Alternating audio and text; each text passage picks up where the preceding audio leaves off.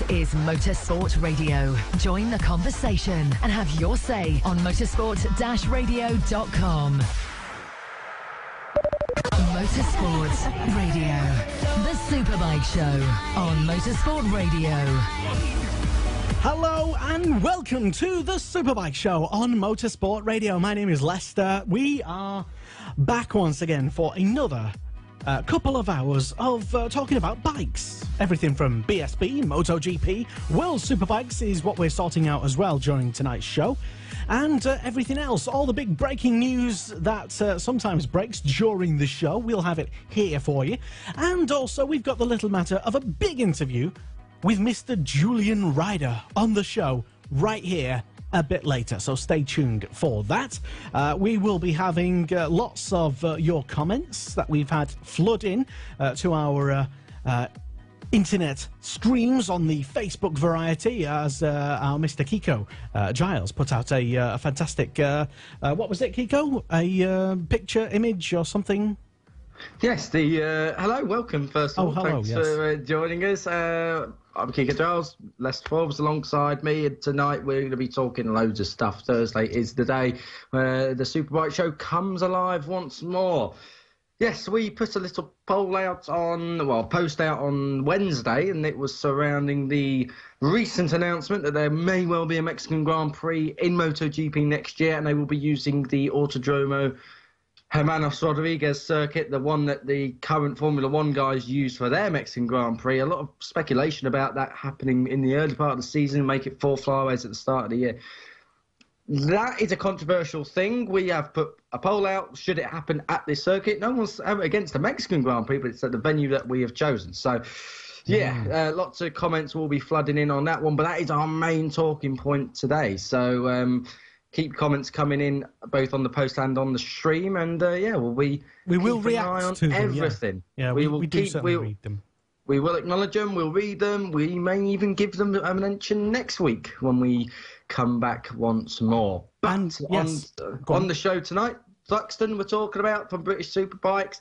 We're talking about Brno and the Czech Grand Prix, what a race that was. We're also going to be looking ahead to the Austrian round of the MotoGP Championship, round 11 of 19.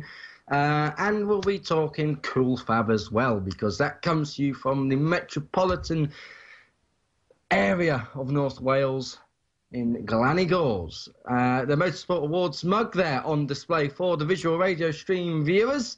Lester, what is Motorsport Awards before we get into the news? It's the Motorsport Awards. The official Motorsport Awards will take place in December, December the 9th, and it will award all the mostly unsung heroes of motorsport. Everything from cars, bikes, engineers, the media, commentators, also the best, for example, insurance companies. Very underrated, because it's hard to find a good one. You know bad ones, but which are the good ones? Maybe someone should be deserving of a Motorsport Award. For example, there are other categories. Check them out, motorsportawards.com. And during the build-up to the award ceremony in December, you will actually get to vote on who should be nominated and shortlisted for some of the categories.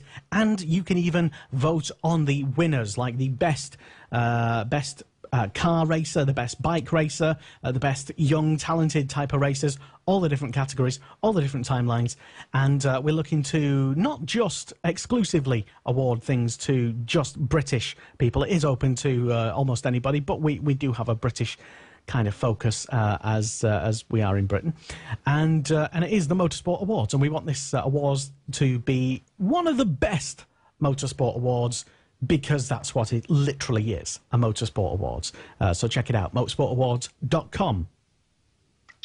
It's going to be fascinating. December the 9th. I shall be in Cologne then, but I will be taking the Motorsport Media Group on tour to an international audience once more, like we do with this very show, the Superbike show, reaching thousands of people in all corners of the globe. Exactly. Right, on with the show then. And the news, Kiko, what's on?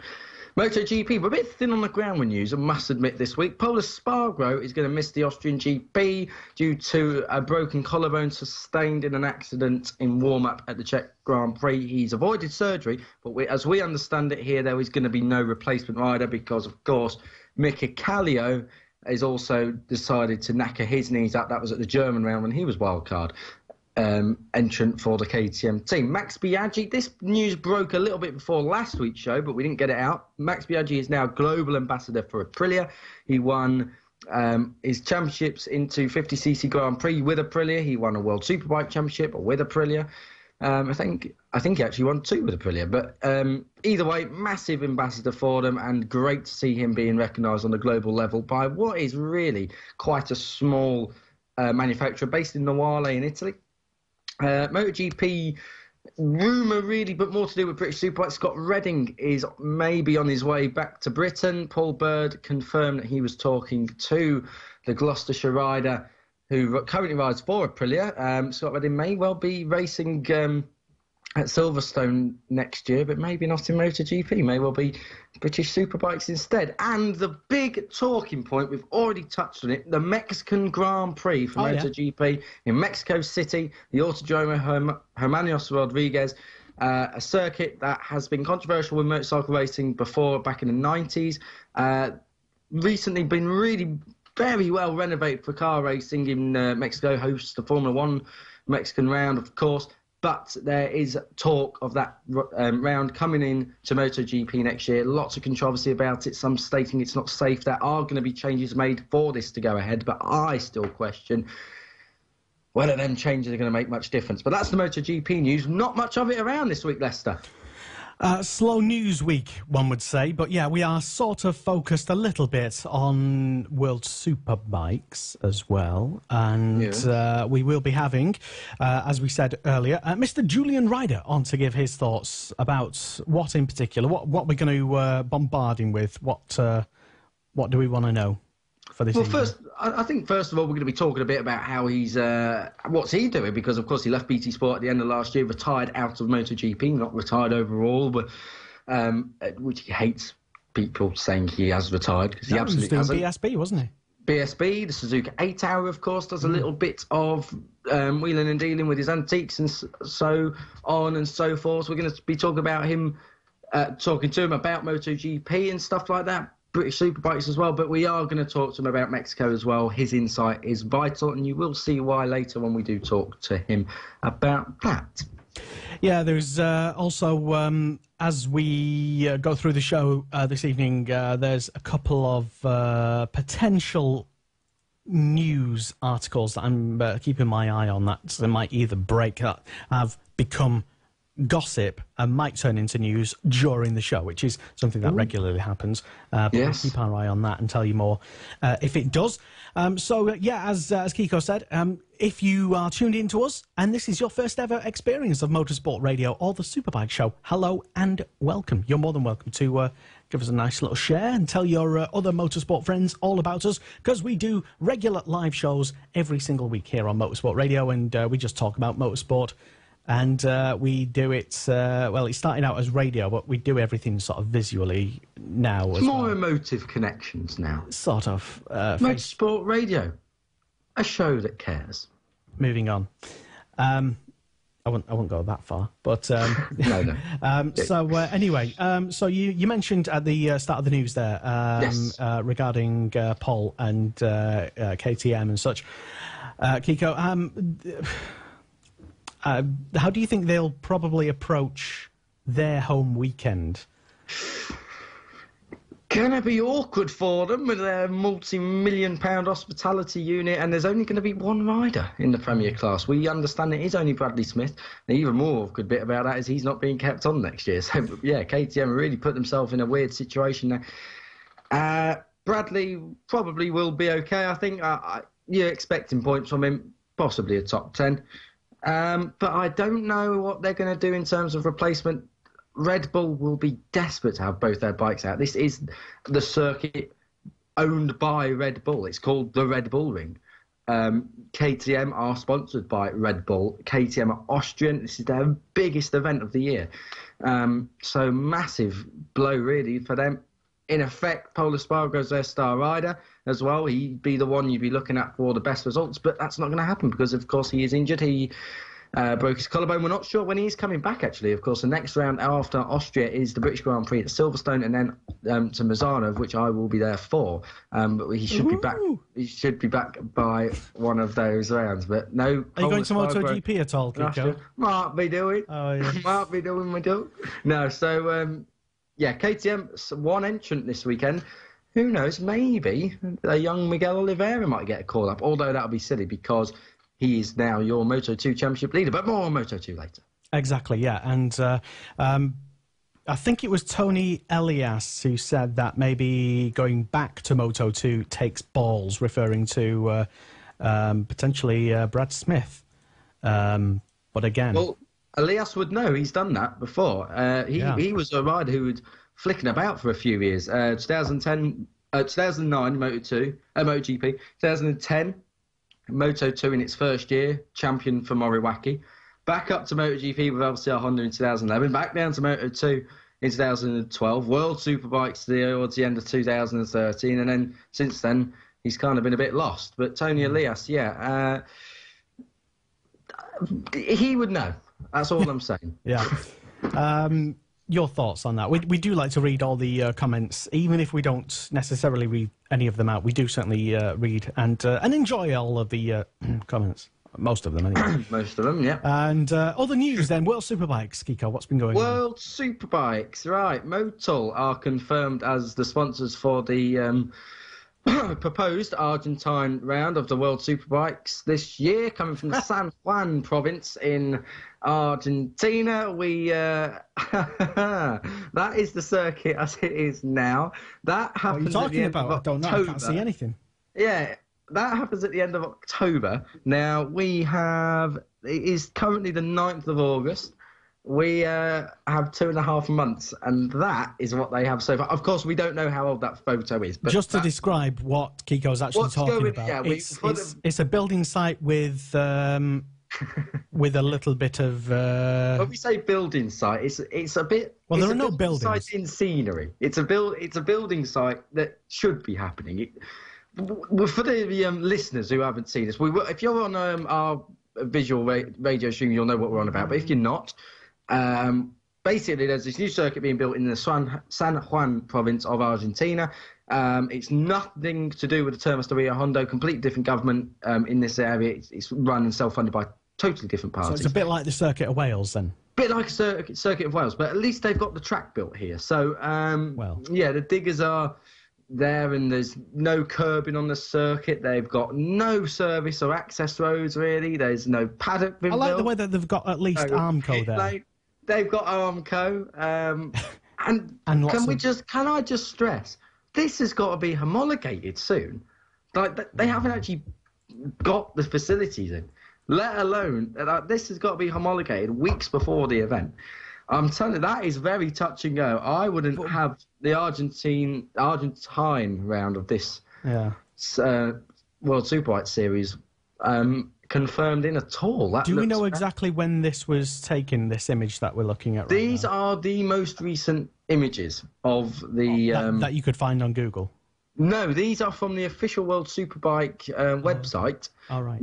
If I just flick around now and have a look whilst that photo is up... Because there may be some fan photos or something on Facebook, or, how some people sort of go there just to check it out, that sort of thing.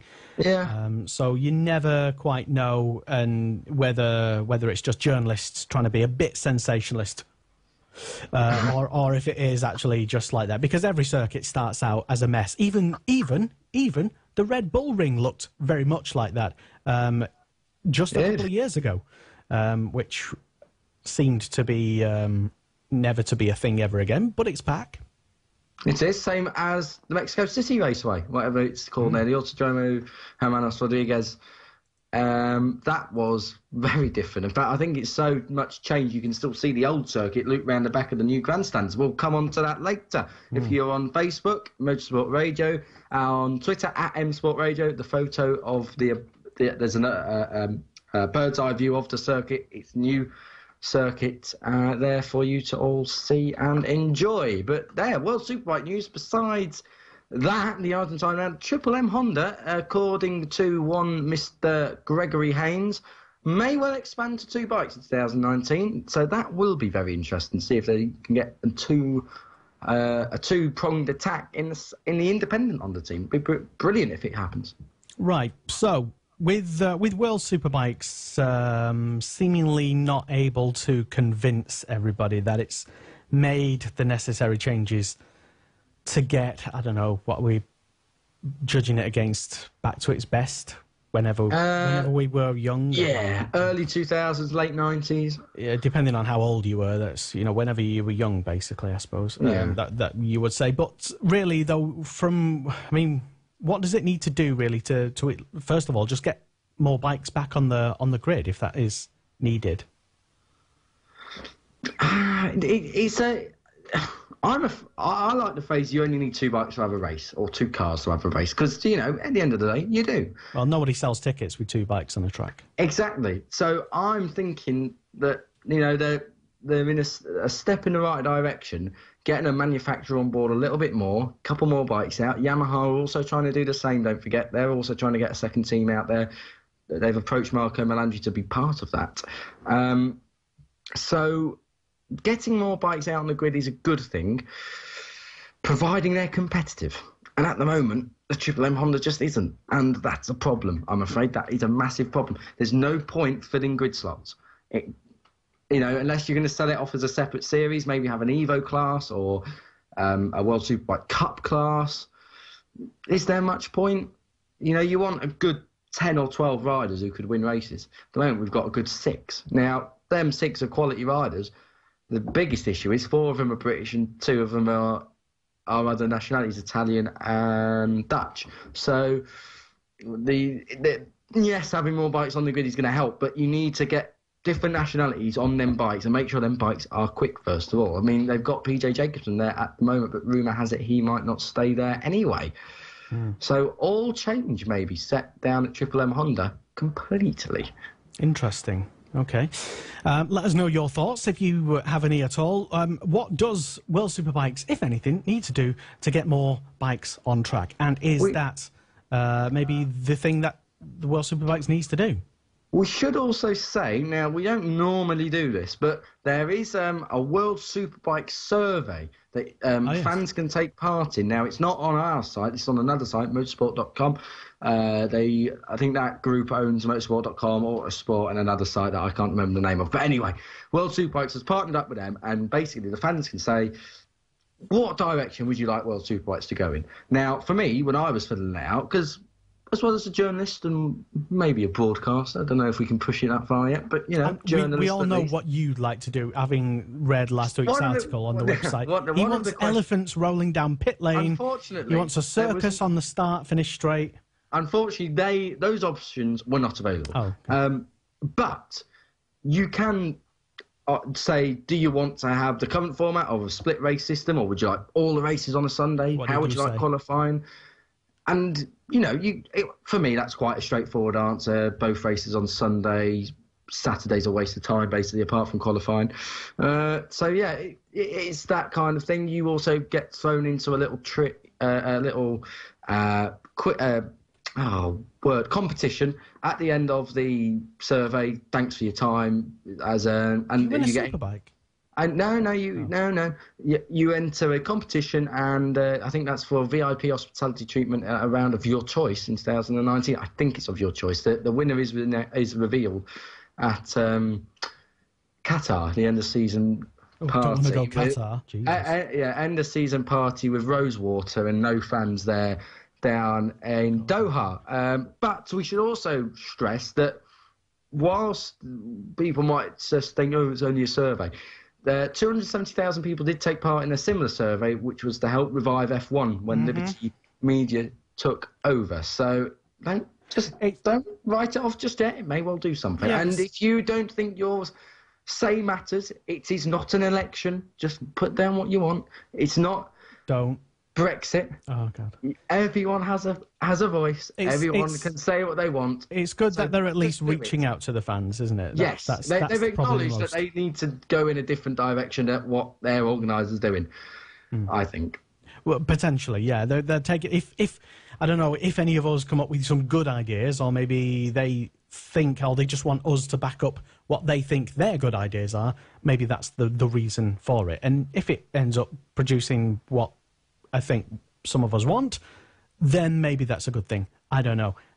We'll let you know, keep you updated on any, Kiko will anyway, on any of the latest minutiae of rule changes in World Superbikes and which racetracks they should go back to and why it's not like the 90s and why it should get more like the 90s again and that sort of thing.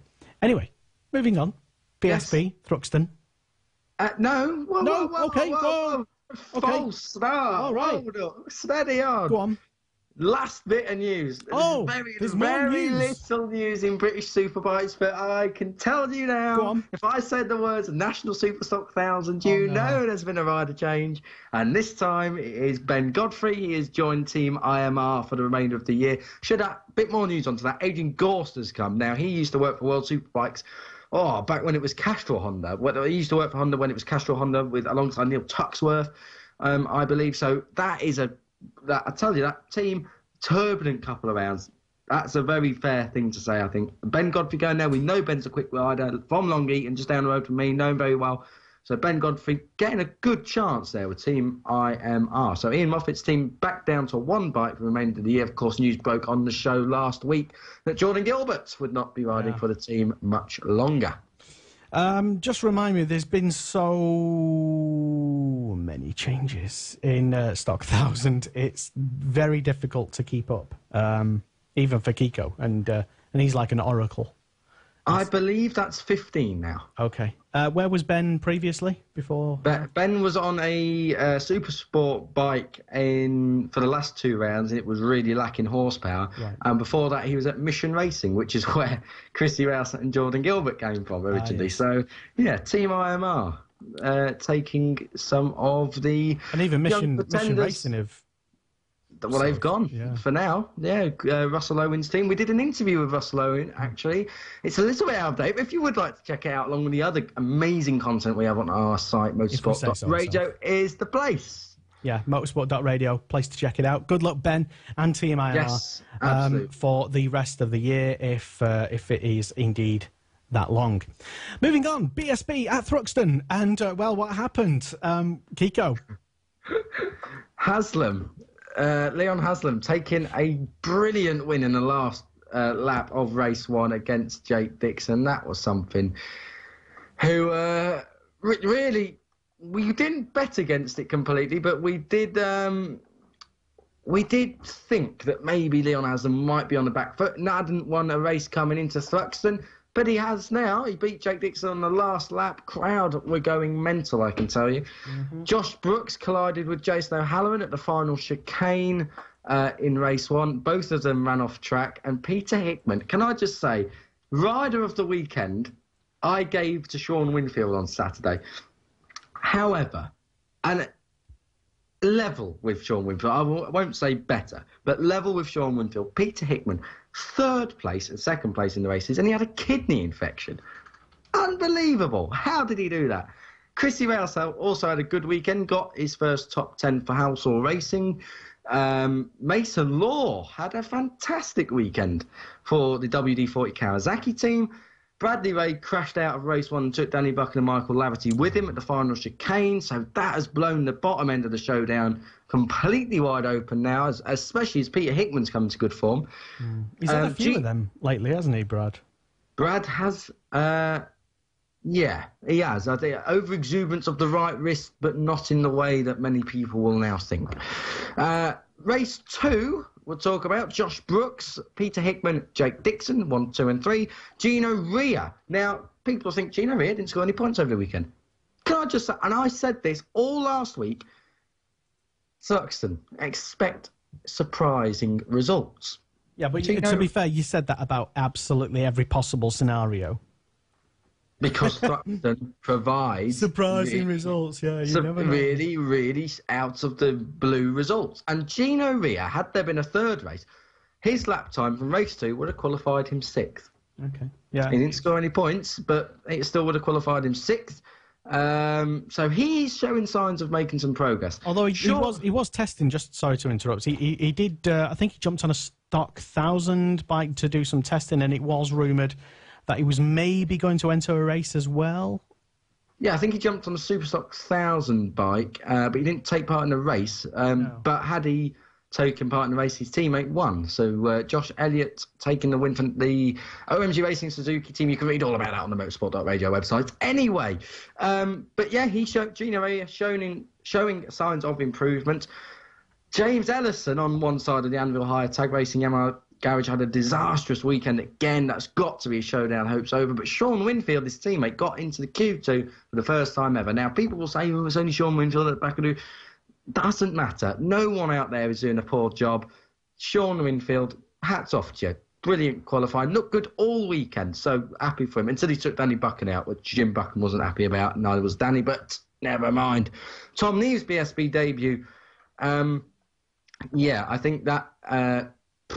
fell apart. 2 big crashes for him, 2 bikes nicely wrote off. Honda will love him, and they've got Cadwell Park to go yet. But no, Tom Neve, first round on a BSB bike, in all seriousness, very difficult circuit to go to. Thruxton's a scary place at the best of times.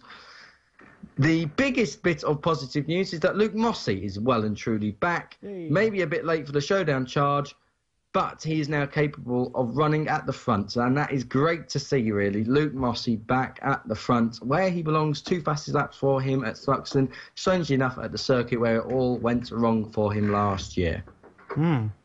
Yeah, it is good to see Luke, like you say, with much improved performances for whatever reason. Don't know the reason, to be honest. I think he's just got his confidence back. I honestly think that's... I know he killed his tyre off in race 1, but the confidence he would have got from just leading a race again. And he has had some massive incidents. Crashes. Yeah, huge crashes. The worst one, of course, coming at Thruxton last year. I mean, he's had a couple of 3 brake failures, I think, since then. So, yeah, confidence must have been at an all-time low. But we knew Luke would come back. But, yeah, great to see him back. So then the showdown, as it stands at the moment, let's say who are the vulnerable people who you might think, who potentially anyway, some people might think, oh yeah, he's definitely through, don't care, whatever, he'll pick up and he'll be through. But who really is, who's going to surprise us here? Who's actually safe right now, and who is vulnerable, and who could surprise? I think the easy way to look at it, top 3 are safe, I'd say. I don't think there's any question Leon Haslam and Jake Dixon are going through. Josh Brooks should be more or less through. 3 race wins out of 4 races, out of the last 4 races. And a good showing. Starting to come good now. He's really on form. But the bottom 3, Glenn Irwin, difficult weekend for him at Thruxton, a place where he took his first BSB podium, of course, 2 years ago. Bradley Ray crashing out in race 1 didn't help, but taking Danny Buchan with him didn't help Danny either. He was 6th, then he got taken out again in race 2. So the bottom 3 scoring not many points there really over the weekend. Peter Hickman's massive points haul has put him back in contention. Christian Eden got some points from the weekend. He's still there or thereabouts. There is a lot of time left to come in this showdown. We know Christian Eden will be fast at Cadwell and and Silverstone. We know Peter Hickman loves Cadwell Park, went well there last year off the back of a stunning Ulster Grand Prix. There is no one in that bottom 3 of the showdown that's safe. Yeah, so it's. I suppose we'll get a better picture after Cadwell. In a couple of weeks next week. Next weekend, yes. So we will see who goes well. Like you say, I think Hickman had a particularly good weekend last year. Didn't he win at least 1 race there? No, James Ellison and Leon Haslam were your race winners there last year. Hickman, I think, got a 3rd and a 4th. Okay. He did, because everyone expected him to dominate. I remember us talking about him last year. I said he'd go and do the double, and obviously in true style he didn't. And I slagged off McCams and said they wouldn't win a race that year. And of course they did. So, if you are a struggling team, accept my criticism because you'll win. James Ellison will win at Cadwell Park purely because I've been critical of the performance. Not critical, just mentioning it and saying it's a bit of a no luck situation. Thank you. And since you've mentioned that, he's now not going to win. So sorry, James. Right. So BSB. Then let us know your thoughts. If you have a crystal ball like Kiko doesn't, then who might make the showdown? Who do you think is not in the showdown positions at the moment? Who's definitely going to do it? Who's going to come good in the next couple of races, in the next couple of rounds? Let us know. We will read them out, and I think we can even qualify some of the best ones for being included in some of your articles on the motorsport.radio website as well, I think. So, yeah, why not? Incidentally, by the way, before we move on and talk about other categories, if you are a budding journalist, and maybe you fancy yourself as a bit of a writer like Kiko, or just a not a writer like me, and still want to maybe get your word out and have your say to the rest of the world in motorcycle racing, and don't know where to start. Maybe you've already... And cars. Cars as well, yes, but nobody... I suppose cares about them. It's a bike audience, obviously. But yes, if you don't know where to start, or maybe you've already started up a blog and it's not getting that much traction, maybe, I don't know, if I'm talking to you right now, and maybe you'd like to take your writing career up a step, well, you now can, because Motorsport Radio is looking for journalists, yay, with fantastic amount of passion, dedication, and the ability to write words in English, of course. We've already had some submissions onto our website in the past week or so, and it's really easy to do. Join up on our website for free. Everything about Motorsport Radio is for free. We'll never ask you to join a Patreon thing or download a thing and pay for that. We are not the Times. Or we won't ask you for it. There'll be no crowdfunders here. No, none of that nonsense. So it's all for free. And all our content, all our shows, all our everything, all for free forever till I can't afford it anymore. Then we might ask you. But basically, head to the website. We won't be walking around with no buckets asking for our wages. Motorsport.radio and join up for free. And there is a fantastic green button on there that says publish, or I think it says write. I forgot what it says. That's really good, isn't it? And anyway, you can click on there and start writing your own story. Maybe create your own meme as well. That's a good little facility. What do you mean by that? Yeah, so you can literally get your message, your story, your thoughts out to hundreds of thousands of people who motorsport reaches. Millions. Indeed, yes. No, just and if you wanted to do that, or you could just enjoy the show and not. So, right, this is Motorsport Radio. It's the Superbike Show. My name is Lester, and Kiko is here. We're still talking about what happened at Thruxton, and Supersport. Well, front end tucking on Ben Curry's championship hopes after that one. Ben Curry, we'll talk about race one first. Curry and Kennedy took wins. Ben Curry race one in the sprint race. Jack Kennedy race 2 in the feature race. Kyle Ryder and Josh Owens were race winners in the GP2. Ryder, though, has got a damaged knee after that incident he suffered with Ben Curry at the final chicane. James Raspoli was looking really good on the ever-quick Yamaha, the American, coming very, very close to some Supersport glory. Jack Kennedy, despite having probably one of his hardest weekends yet with his broken wrist, has got a bigger lead leaving Thruxton than what he had coming into Thruxton. That's always a good thing. And I said last week in the preview, if you want to watch it back, keep an eye on Sam Wilford. He got 6th and 5th. So just to prove a point that I was right for a change, Sam Wilford, good job indeed. Well, you never said he'd get 6th and 5th, though, did you? No, but I said he'd do well, and he did do very well. Okay. I'll let you off with that. Well done, Sam, as well. So, Ben, there was an interesting picture that I saw, and I forgot where I saw it and who took it, so I'm not going to say other than that there was an interesting picture that I saw of the rider literally sat on top of Ben Curry on the bike. Have you seen that one? I think it was floating around social media at the time when they were having their incident, let's say. I'll try and find it and maybe put it up on the motorsport.radio, or maybe Kiko will. Yes. But now, we like Ben Curry. He's been on the show a couple of times. Many times. Has he just lost a potential title this weekend? He hasn't helped it. I think that's obvious. No, it's not lost. And the only reason I say that is it just takes one of them things to happen with Jack Kennedy. It just takes Jack Kennedy to be in the Kyle Ryder situation. Yeah, no one's guaranteed to finish every race, are they? So. Exactly, but you can ride the perfect race. Kyle Ryder was riding a brilliant race, and he was caught up in someone else's accident. And that can happen, and it's just... And Supersport, that will happen. They don't have a break when they go to Assen, and every year something happens out in Assen. It's just a weird feeling. Something strange happens. Someone comes up, qualifies on the front row you wouldn't expect to be there, and is there for the race. And yeah, I'm not banking anything. And also, I've got £100 on Ben Curry to win the championship with Steve Buckingham, who has chosen Jack Kennedy. So hi, Steve. Hello, Steve. Yes. So yeah, Ben, please don't do that again. I would like to keep hold of £100. Or else you're in big trouble, young man. Well, I can afford it. Well, anyway. But yeah, that's it's a shame for him, I suppose. Everyone goes through. I think he had a relatively stable-ish kind of season so far. He's not put too many feet wrong, has he?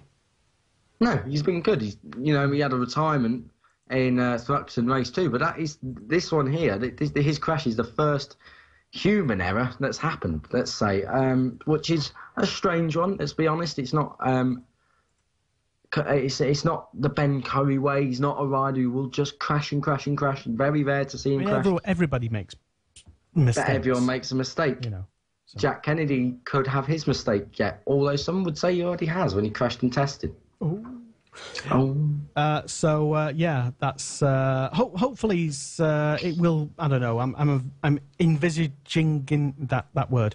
Hopefully it'll go down to the, envisaging. Yeah, that one. You know what I'm trying to say. Anyway, right, Stock 1000 then, and well, it was a fantastic winning weekend, the first winning weekend for OMG Racing. Well done. We obviously look after the PR side of things, and wow, that made for an easier section of that. Come on, Gino, just break into that top 10, and I can do it in my sleep. Josh Elliott, yeah, fantastic win. Stock 1000, 7th round in for OMG Racing in their debut season. They're already winning. Josh Elliott, turbulent year, obviously left Morello Kawasaki, joined OMG, and is hit it off relatively well by the looks of things. So, brilliant win for them. Taylor McKenzie took second place on the line by 200ths of a second from Lee Jackson, who was third for FS3. So we had Suzuki, BMW and Kawasaki. Keith Farmer, Billy McConnell and Joe Collier are all off the pace. And they are the leading three in this title. And Josh Elliott has just gone fourth. Andy Reid has broken both his wrists, we're hearing. So he won't be back for this season. Some are saying it may be his career. He's jinxed. But Josh Elliott, fourth in the championship, and he has finished no lower than second place at Silverstone in the rounds coming up, and he has won at the other three circuits. So I'm saying nothing, but he could be a weapon. Do not jinx anything. Yeah, terrible shame again for Andy Reid to again suffer a season-ending injury, if that is definitely what it is. And, or injuries, again, it's multiple, isn't it? Yeah, he was on social media grinning and bearing it, I would say. And a fair play to him for, at least not hiding away. And he was posting pictures of himself being nursed back to health with his wrists and hands and stuff, and, needing help to drink out of a cup, for example, because... But, yeah, terrible shame for the highly talented Andrew Reid. And, so an OMG seem to have bagged themselves a good rider. Pretty decent rider, yeah. No disrespect to Ben Luxton, who Josh replaced. But some people now even suggesting that, mathematically, he could win the Stock 1000 Is that beyond? Are we just being ridiculous thinking that? Do you know what? Normally with that, I don't know what a gap is. I think it's about 80 points. Now, with an 80-point gap and at least 4 races, I'm not sure if there's going to be a double header at one round. I think there will be at one, but 80 points or so, that is a hell of a gap. And it means that maybe we're putting too much pressure on, just even suggesting that. But we've seen this weekend. We've seen, in fact, I'll rephrase that. We've seen since Snetterton that no one wants to win. No one wants to take a hold of this British National Superstock 1000 Championship and just clear off with it. Billy McConnell was doing it, and then he messed it up. King Farmer is doing it, but again, poor round for Keith at Thruxton. You've got Joe Collier, poor showing at Thruxton and smashed himself to pieces at Brands Hatch in race 2. Andy Reid's out for the season. Chrissy Rouse has left the championship. And then it's Lee Jackson. Josh Elliott's come in there now. You know, there is Taylor McKenzie's in there. You know, it's quite an interesting prospect, because if that keeps happening and Josh keeps winning like he did at the end of 2015, he may well find himself in the most unlikely of positions going into that final round of the year at Brands Hatch. He may well be able to mathematically win it then. Realistically, though, it's a hell of an ask. It is, yeah. Maybe we were just using a bit of, journalistic license in suggesting such a thing could happen. But I suppose if everybody keeps quitting, all he needs to do is just stay on the bloody bike, doesn't he? Or really. Injuries. We've seen Andy Reid is injured. Jack Kennedy is injured. It is. Shaky Byrne got injured. That's 3 huge names that really are all champions, really, in their respective classes. It just could, mathematically, as Kiko suggested, could just be a thing. And wouldn't that be an amazing feat for the new OMG? We'd have to change the template colour to gold, I think. They do have. Oh, no, I think we've got one. Anyway, actually, moving on. This is the Superbike Show. It's Motorsport Radio. Hello and welcome if you are tuned in to us for the first time. If you are a long-time listener, and you'd be well used to us waffling on. And you can't be a first-time caller, so just to get them all out there. Anyway. Right, so, there's the little matter of the Czech Grand Prix in MotoGP to talk about. And, I predicted last week on last week's show that, you were, I think you'd asked me what was going to happen. Was Marquez going to win? And I said, no, he's not actually going to win. He's going to do well. He's going to be on the podium, but he's not going to win. I was right. Ah, dear me. It pains me to say it, but yes, Lester Forbes of Glossop, just outside Manchester, and the M6, yet again lives in the house of predictions. Marc Marquez. I should have put some money on that. You should have done a motorsports radio predictions league, should you not? Marc Marquez extends his lead in the championship nonetheless anyway, despite what Lester's been saying, to 49 points. But it was Ducati that dominated on race day. I couldn't believe it. They've not won at Renault in 11 seasons now, 12 seasons or 12 years since the last Italian winner on an Italian bike in the Czech Republic. That was Loris Capirossi back in 2006, and Andrea Dovizioso decided that is enough of that. He took the win. Jorge Lorenzo was second. Ducati won 2. Now, those two aren't best of friends. More on that later on. But Marc Marquez was third. Valentino Rossi, fourth.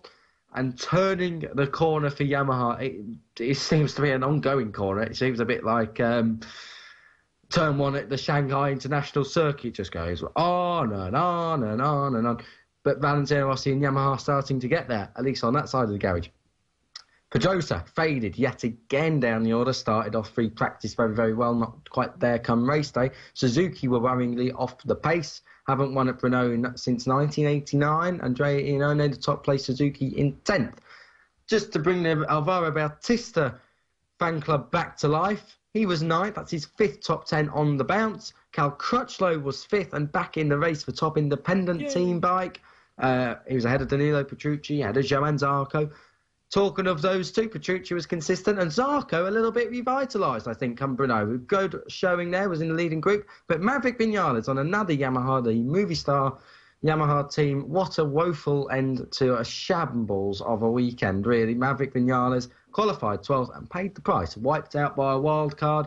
Stefan Bridle putting wild into that phrase, taking out both Maverick Vinales and Bradley Smith just 3 corners into the race. So, yeah, I bet Yamaha are majorly thrilled about that. But I have no sympathy for Maverick Vinales. He shouldn't be qualifying down in 12th in the first place. He's a factory rider.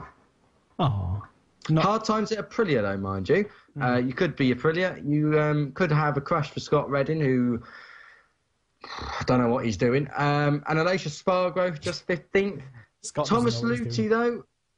Yeah, true. Tom Luthi, quick mention, just 3.5 seconds off his first points of the season. That's not bad. He's getting there.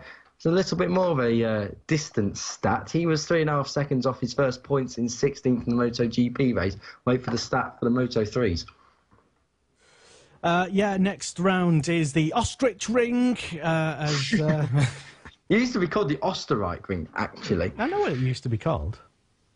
But, yeah, it's... And built on a very bumpy Zeltweg airfield. No, they're not bumps, they're hills. Oh, excuse me, they're the Alps. Pardon me. The bumps are alive with the sound of music. Oh, dear me. I'm going to say it. The as you'll see on the website, the name of the MotoGP preview is Spielberg, another thriller in prospect, because it's in the region of Spielberg, just in case those of you who don't know the Austrian geography. There's less talks about topography, but nonetheless, it's going to be a... going to be a great weekend. The nerd shop phoned. Anyway. They said, what's your number? Yeah, anyway. Right, so, MotoGP, it's too late, really, for Dovizioso to do anything in the championship, isn't it? It's over for him now. Go home. Well, that's a bit harsh, but... He's still got a say in it. And do you know what? 68 points. It's a long way back. But he won at Austria last year. If Marquez crashes and Dovi wins, the gap's down to 43 points. Now, that's more likely to be done. Then we go to Silverstone. Marquez retired out of that race last year. Dovi won there. So if that happens, the gap comes down to 18. And then you have a championship on your hands. Misano, Dovi podium last year. Aragon, Marquez win. Mcphee, we had a Dovi win. In Malaysia, we had a Dovi win. We had a disaster for him in Phillip Island. Marquez won. We've got Thailand, which is an unknown quantity. That's in between Aragon and Mcphee. And then Valencia, of course, it might all come down to that. I don't think he's going to be in with a shout. He may be in with a shout at the top 3. He's in fourth place in a moment. He's in fourth place at the moment in the championship. I'll get my words out in a minute. I want to put my dentures in the right way around. But Dovi, I'd go as far as saying... a bit far back. I've just done a quick calculation. The gap between Dovizioso and Cal Crutchlow from 3rd to 8th in the standings at the moment is almost the same gap as Dovizioso to Rossi in 2nd. So there's many more people who are right close behind him in the championship right now. He could get swallowed up. But if you look at the gap between 1st and 2nd, Marquez and Rossi in that order, and then Rossi back to Cal, as you say, that shows that highlights a point I was on about. There is no one consistently finishing 2nd. Marc Marquez seems to be able to get that podium and get multiple wins, but no one else can. No one else can consistently win. No one else can consistently get to the podium. And this is where that big lead at the top's come from. He's nearly got 50-point lead. At this rate, he could wrap it up with 3 rounds to go. Nah. Well, we'll see. We will see, indeed, yes. We'll see that I'm right and you're wrong, as per. Right, said Kiko, and was never correct again. But yeah, if you have alternative thoughts, i.e. facts, and you'd like to relay them to us and let us know how Kiko is very wrong, then you can do so. It's at M-Sport Radio on the old Twitter. It's Motorsport Radio on Facebook. Or you can leave your comments in comments box below. Duck. So, and incidentally, regarding, just want to, before we move on to Moto 2 and 3, regarding some of the published things on Facebook that Kiko was asking, that we were asking for your comments on earlier this week, I think on Wednesday, regarding the Mexican potential circuit, the Rodriguez banana thing. We had some comments, didn't we? We did, and I'm just checking them out, strange enough. So, we've had a couple of British Supersport team owners getting in a bit of a handbags at dawn episode. Hi, Steve. I like it. No, it's Stock 1000. Stuart. Oh, Stuart, hello. Everard. Hello, good evening to you. So let's just have a little scroll down. So we've had a few comments so far. Thomas Kessel says, yes, please. Suggests that saying, yes, bring your motorcycle racing to Mexico. Tim Whiting says, better than the circuits they currently use. Soulless. Not sure on that. Eric Garcia says, most changes need to be done. It's not a MotoGP circuit yet. I agree with that. Stuart Everard, if it's safe enough for F1, it's safe enough for MotoGP. Now, that's going to be an interesting conversation when I we talked to Julian Ryder later on. Dave Tyson has replied with a laughing face to that. Dave Tyson, obviously the owner of the MV Augusta team, so we've got a rivalry going on here. He put nothing like the same safety regs. Jack Mitchell put MotoGP needs gravel traps, modern F1 circuits. This one does not have any. Paul Bannister, father of Josh Bannister in the Coolfab Racing British Minibike Championship, says there isn't enough runoff anyway. It makes Darley-Moore look like Silverstone. Love that comment. Although, going back to the gravel trap thing, isn't it the opposite with MotoGP, though? A lot of circuits need to remove gravel traps and grassed areas. For MotoGP? Well, yeah, like, for example... No, they need to be put back in. Excuse me as I whack my microphone. There's a definite trend of circuits removing their grassed runoff areas and gravel. They put a little strip around as a runoff, but they nice do Brazilian. have... What's one of them, Lester? Of a runoff area. Because I remember the outrage when Monza did it in their last corner, which I forgot the name of. Is it the Parabolica? The Parabolica. Yeah. I remember when they removed that and they said, well, nothing to do with those guys, it's just blame the bikes or something. It's just whatever, bikes. No. They need to... No, because at the end of the day, gravel, as anyone knows who's been tumbling through a gravel trap, it breaks your fall in a way. It slows you down. Yeah, it could also break your arms. It breaks your arms, but it keeps you alive. More importantly, most of the time. But there is something to be said about a long concrete runoff, whereas instead of like hitting something which could make you roll and flail. What good is a tarmac runoff when you've already crashed? It's not going to slow you down. Well, if you go down, you just coast to a stop instead of go down and then end up getting flipped around. Yeah, but sometimes you don't coast to a stop. The only time you stop is when you meet the barrier on the other side.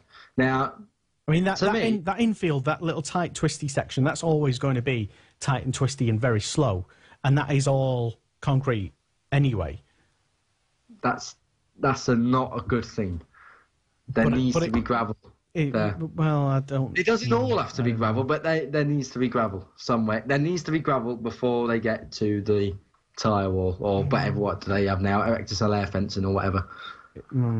I don't know. Let us know your thoughts. Yeah, let us know. This is an apt time to be talking about this, really, because we've just had the birthday, or what would have been the birthday, of Louis Salom. Now, when he was killed in his free practice accident, this was what was discussed, really, safety, F1 safety versus MotoGP safety. Neither's wrong. It's just there are demands. I suppose it all depends on the type of crash that you're more likely to have in that type of corner. In the corner, exactly right, Lester. It all depends on the corner. Is it a fast corner you're entrance into? So, say I'm trying to think of a British thing. There's not really a corner at Silverstone that poses too much risk anymore with concrete runoff or tarmac runoff. But if you was to say Mugello, end of the straight Mugello, abolish that gravel trap. I'm fairly sure that race would go ahead. Who was it who had the really scary... yeah, when he, for a time, he scared a lot of people before we knew he was okay, thankfully, or relatively okay. that was an incident, in my mind anyway, that would have looked better, and maybe it might have made him less injured if it was different. No, I think it would have been worse, because you've got to appreciate Mugello. He got thrown around like a little rag doll, though, didn't he? But he was knocked out, but that was because he landed on the tarmac. He then bounced, but because he was all relaxed and out of it, he didn't break anything. I think he dislocated his shoulder. But the problem is, when you've got Mugello, that's quite a deep gravel trap. You have to be going quite a pace to reach the barriers with that gravel trap. However, strip that gravel trap away, and straight away you've got that risk of, wow, I'm not stopping here. And there's only a tile, air fencing in the way. That, to me, is a very worrying prospect. What's wrong with just putting more air fencing in? Well, you may as well have straw bales then. Some circuits do. See, but them circuits will not be able to hold an FIM-supported meeting anymore, because I have the rules and regulations in one of my drawers here. All right, we don't need to go into your rules and regulations. No, not one of my drawers I'm wearing. The drawers my pull-out. It surprised me anyway. Funny. I have the rules and regulations, and as of 2017, straw bales are not allowed to be used as safety. They break everyone's fall, but they can also do a lot of damage. But again, I'm of the opinion that if it stops you reaching a barrier, the bike can reach a barrier. That can happen at any time. But if it stops the rider meeting a barrier, that's fine. Yeah, I suppose it's one of the. I'm no safety expert, obviously. But I suppose it's weighing up that risk of what type of crash and what type of corner is it. How likely are you to crash? How likely a speed are you to be going? If you're on a bike, and I suppose maybe you can do as many computer simulations as you want. The only real way to find out is unfortunately, by finding out who got injured so many times in that, when it was a gravel versus when it was, because some circuits, I think, certainly on the F1 calendar anyway, are actually just starting to reintroduce gravel and grass areas. I forgot which tracks it was, but I noticed there are definitely some. It's the problem is that the gravel runoff was only introduced not even on safety. It was so the teams didn't have a car that was wrote off or swallowing a whole beach when it got back to the thing. Now, I'm sorry, but them F1 teams have got money, unless you Force India.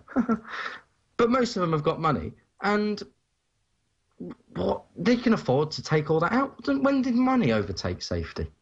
It's the only thing overtaking anything in Formula One at the moment. But yeah, all right. A lot of people do like Formula One. You know, you shouldn't slag people off who like Formula One. A lot of people listening do like it. They haven't seen the Specsavers advert because they can't see the telly. All right. Anyway, moving on. Digressed. Moto 2 was a brilliant weekend. Miguel Oliveira won a head-to-head battle with Luca Marini.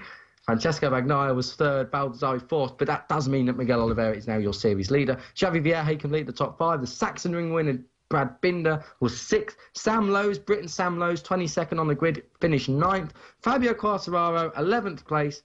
I have to question, why do you want to take him into MotoGP? Alex Marquez, younger brother to illustrious Mark, can kiss goodbye to another championship, another mistake, making way too many of him, crashed out the Czech Grand Prix. Unforced error, we should say as well. So Alex Marquez... He's like the Ralph Schumacher, isn't he? I think that's him done now for the year. And he's staying another year in Moto2 when he'll get beaten again. Hard to disagree with that, but... Thank you. One of my rants has actually made sense for a change. Yes, I suppose if you have that many, at least some of them are going to... transfer. But yeah, championship standings in Moto2. Miguel Oliveira leading on 166 points. Bagnaia on 164, just 2 points in it at the moment. And third place, it is he might as well just pack up and go home. Kiko's wrote him off. You've had it, son. It's Alex Marquez on 113 points. And then it's Baldassarri on 106. Brad Binder. And then Joan Mir and I'm just trying to have a look. Sam Lowes in 12th place on 46 points. And who else are we usually looking out for? Danny Kent, where's he? Oh, God. Get your binoculars out for that one, I think. Well, let's not talk about points and stuff. Let's not judge. No, I mean, Danny, the thing is, it's all right being on the second part of the page. It's all right when you have to flick over. The worst moment is when you go to flick over to the second part of the page, but you can't find the remote. That's the awkward bit. He's in 25th at the moment. And all. But still, that's 24 places to make up. It's look at it like that. You've got to, anyway.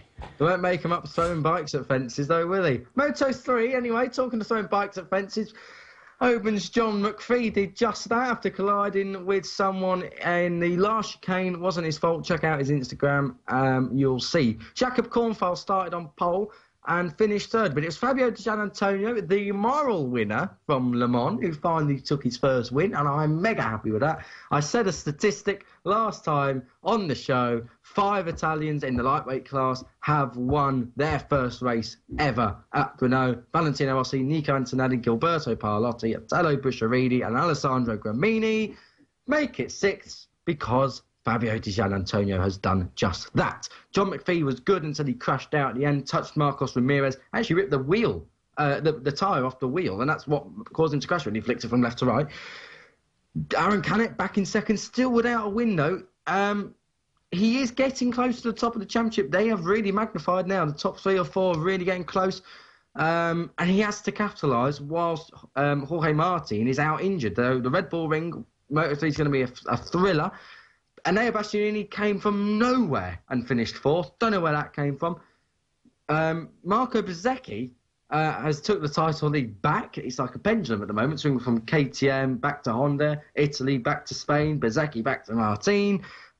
6th place from 14th on the grid. Top ride from the youngster, I've got to say. Gabriel Rodrigo for Argentina was 5th. And whilst we're on about minority nations, Nakarin Atarat. Now, remember remember when I told you about that statistic earlier? Tom Luthi was 3.6 seconds off his first points of the year. Nakarin Atarat was 3.6 seconds off his first win of his career, and he was 16th place. So 3.6 seconds away from a win, 0.2 seconds a lap quicker, and he would have been a winner. That is incredible. That just shows you how good Moto3 is at the moment. Try finding a fifth of a second, Nakarin, every lap, and you'll be a winner, promise. You just like saying his name, don't you? No. What's his name? Can you say? Phil. No. Phil. What's his surname? Collins? Yeah. Let's call him that for now. He's a mate of mine, don't worry about it. Yeah. Talking about John Mcphee, there was a bit of a rumour. If you want to... Do you know about this? Yeah, oh God, I've just been attacked by flies. Sorry, I thought I shut my windows earlier. Must have been one from the light or something. But anyway, John Mcphee, rumoured to be going off to the SIC team, the Sepang International Circuit team in Moto3. They run Hondas at the moment. He did have some offers in Moto2, interestingly enough. But Scotland's John Mcphee. We've got to call him Scottish because he didn't do very well at the weekend. Otherwise, he would have been British. But Scotland's John Mcphee looks like he'll be staying in Moto3. That's the... It was... I suppose it was a website that's reporting it to be the case that he's tipped to join. Nothing announced as yet. So it is just a rumour, really. And Mcphee in the standings, anyway, Moto3. Where is he at the moment? Down in... well, let's not worry about standings and points and all that. No. Why do we do that? He's right in there, though. He's old John Mcphee. We like Britain's John Mcphee, unless he's Scottish. 15th at the moment in the Moto3 standings right now. Bezzecchi on 133 points. Martin on 130, and Fabio Di Gianantonio. Dijan. Yeah. Yeah. 116 points. Aaron Canet. Can it, mate? Canet. Oh, No, I can't. He's fourth on 112. Bastianini fifth, Cornfile sixth, Rodrigo in seventh, and Ramirez and all them lot. Moto 3 then. So should he have already moved up to Moto 2 already, Mcphee? He's been there long enough, hasn't he? My inkling would be yes, he should have. But he hasn't, and we can only celebrate his successes in the lightweight class. So podium last time out, he's crashed out some pretty good positions of late, so promising pace for wee Mcphee. Going back to the Luca Marini earlier. Oh, yes. You mentioned in I think Moto 2. There was some comment, I think, regarding him, which I've completely forgot. I know. But do you think, Kiko, maybe he's come good now? Is it time for him? Is it his time? It is. I honestly think that he's gone into his half-brother's team, Valentino Rossi's own team. And he's going to sound a bit cliche, but he feels at home. He just knows everyone around him. He trains with the people around him. I genuinely think he's in a really good position at the moment. So Luca Marini, without question, will win a race by the end of this season. I have no question about that. Yeah, and Marini, like Kiko said, is half-brother. Half-brother. Half-brother. Just in case for the visual radio stream viewers here. Visual radio. That is Valentino Rossi on the bottom. Luca Marini is on top. And thanks for pointing that out. And I think that is the mother of both. I wouldn't assume that I don't know. Maybe it's a PR woman. She's holding something in her hand. I think you should stop talking.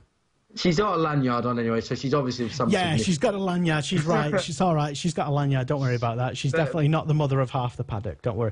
But Valentino Rossi there with Luca Marini. That photo was taken back in 2005.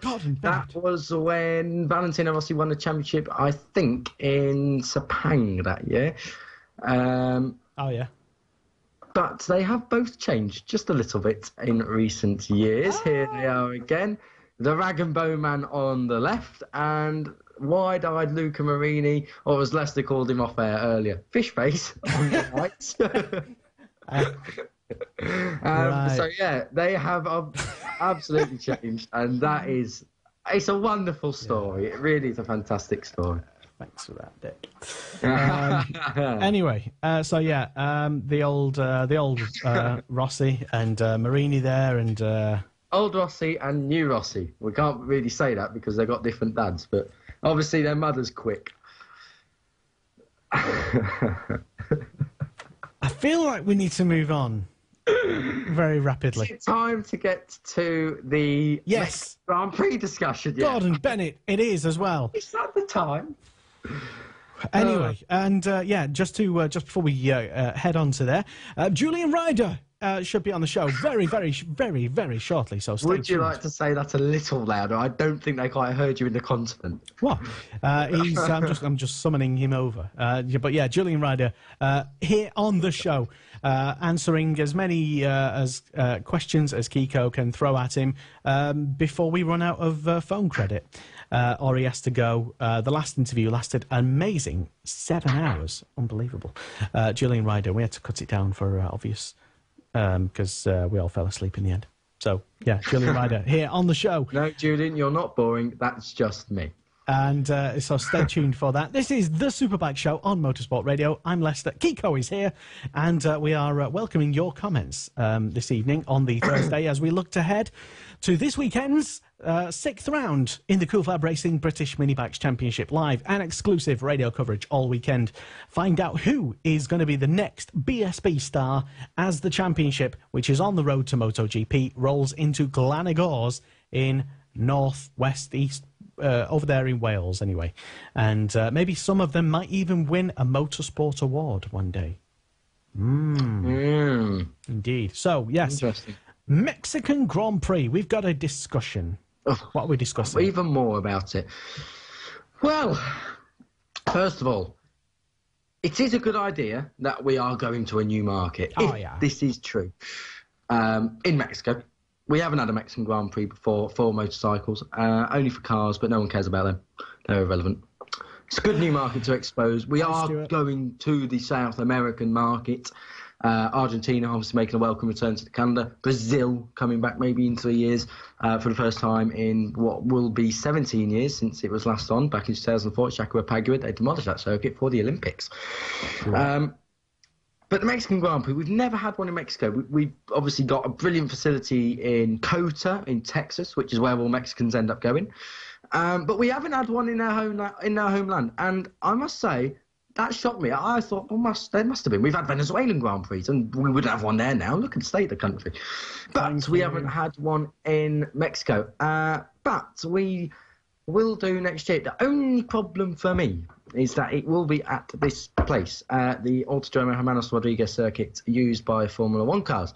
Now, just for the visual radio stream viewers, there is the map of the circuit right there for you. If you've not got us on visual radio, well, you're out of date. Kiko's going to describe a lap.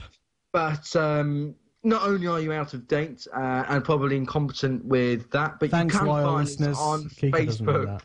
Oh, Jesus. We've got Facebook and Twitter, both of which have this wonderful Formula One circuit on display on our timelines. But, of course, you can use that well-known thing called Google and find it yourself as well.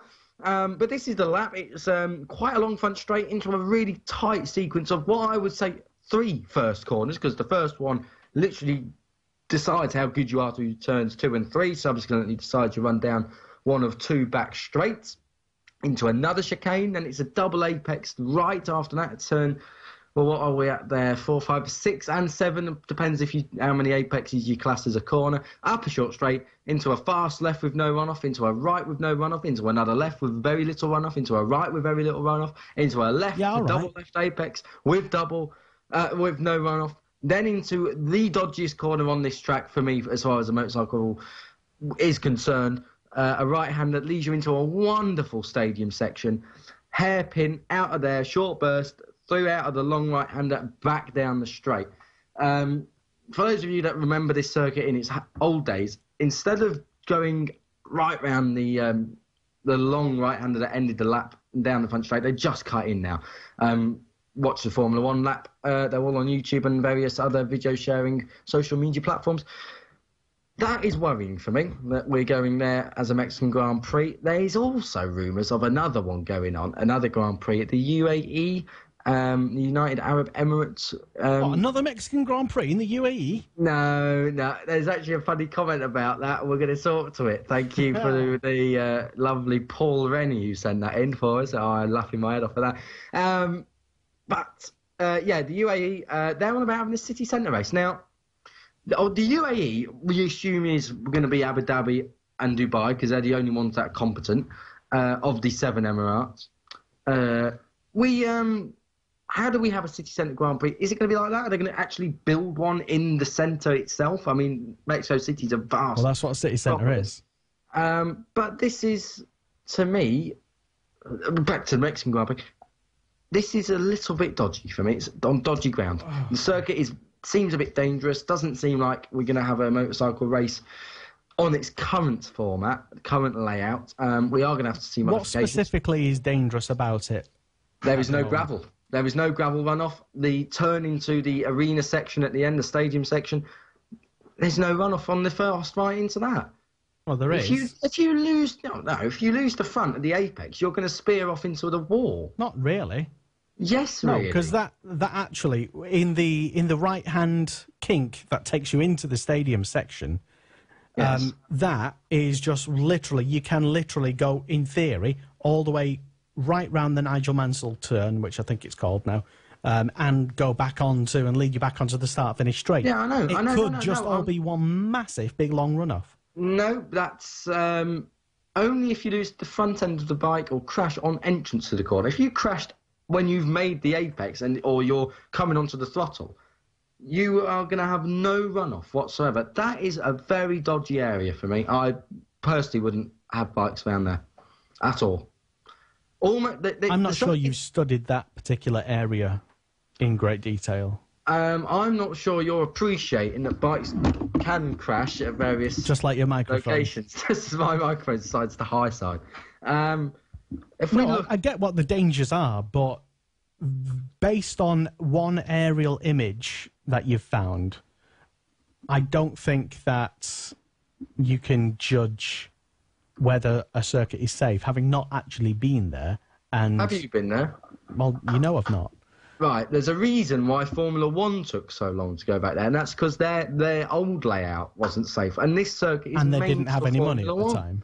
And also they're Mexican, so they've got no money because their governments are all corrupt anyway. But, I mean, I'm looking at this right now, Lester, on the old Google images. Other sources are available. We're not the BBC, but we do like fair advertising. I imagine that the apex is going to be right in the middle of the corner, so they're going to drop out. If they lose the front at the apex, they've got a grandstand. You can't move that. Well, don't lose the front in the apex. Oh, right. So now we're going to regulate racing, are we? We're going to regulate how much someone pushes. Well, yeah, it's called curbs and turns and stuff. That generally regulates people's speed. Because if you just take too much speed into a corner, you're going to crash. It's not just that either. It's not just turn. Well, I don't know what you could do instead of that little small sort of like right hand almost bend, you could make it into a much sharper right hander, forcing riders to slow down to make that corner. Or how about we take the trees out in the middle of all of that? Yeah, that's just. I tell you what, let's just rip out all of Mexico City just so that we can, just go. No, I'm on about the small, not the park in the middle where Greenpeace would cry over if we started deforestating or whatever the word is, but the block of trees in towards the end of the circuit, opposite from the football pitch at the top. To me, put a chicaning through there and just fire it right across the circuit and out into the last corner.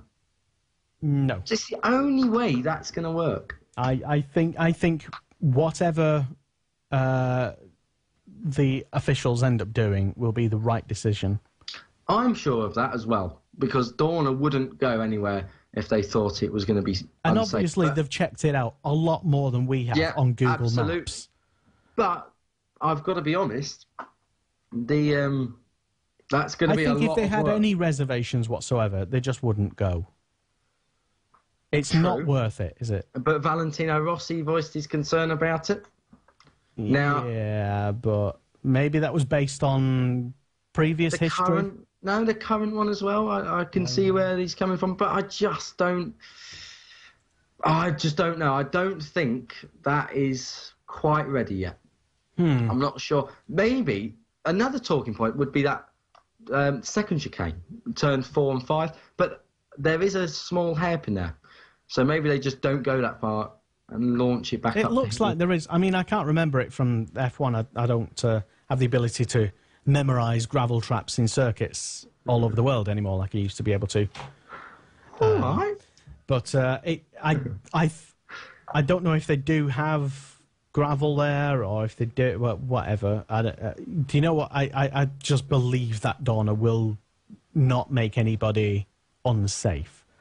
Unlike some other tracks where, circuits have literally gone up against walls and this season, and they're on the calendar for legacy reasons because they're classic tracks. What circuits are we referring to there? Might be one in Italy, maybe.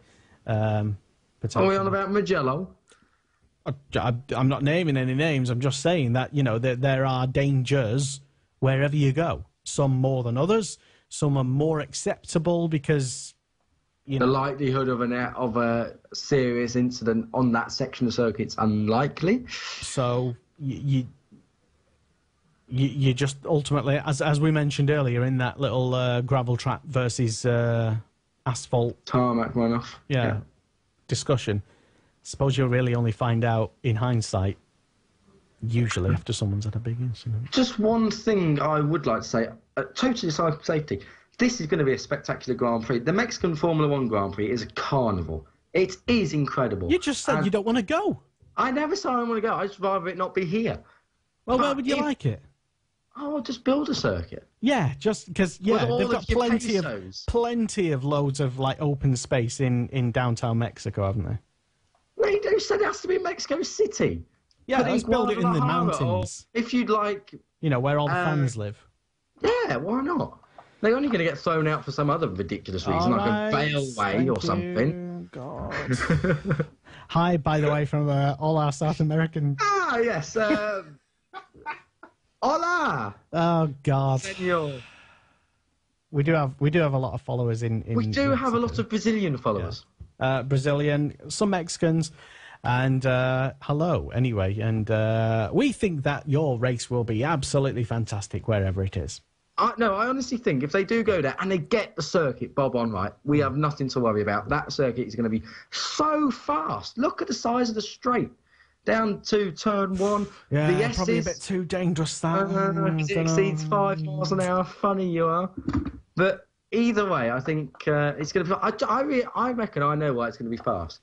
Because it's in Mexico. Okay. They don't do food very well, the Mexicans. They don't build great cars. Their Formula 1 drivers aren't amazing, but their currency is called the peso. That's why it's going to be fast. Got good pace. Oh.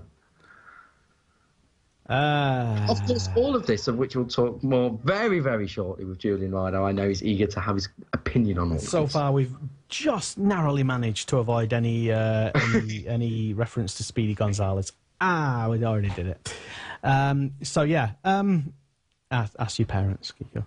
Did it not be Speedy Rodriguez? Anyway, so yeah, we will be right next having a chat with Mr. Julian Ryder, who Kiko informs me was looking very different. I think the last time MotoGP attempted to do a race in Mexico, and it was World Superbikes. He was almost right. Oh, I loved it. I wasn't even born back when was it? 1903? No, 1993. Are you trying to say Julian Ryder was old in 1903?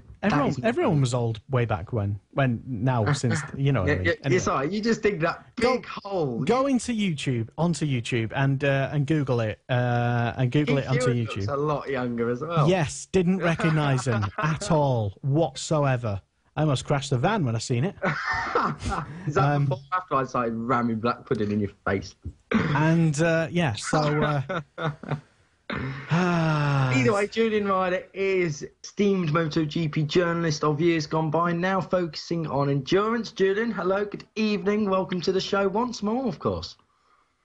Thank you, Kiko. Actually, I'm focusing on anything anybody will pay me for, but that's beside the point. Well, I didn't want to say that, but I'm glad you said that. Let's be honest.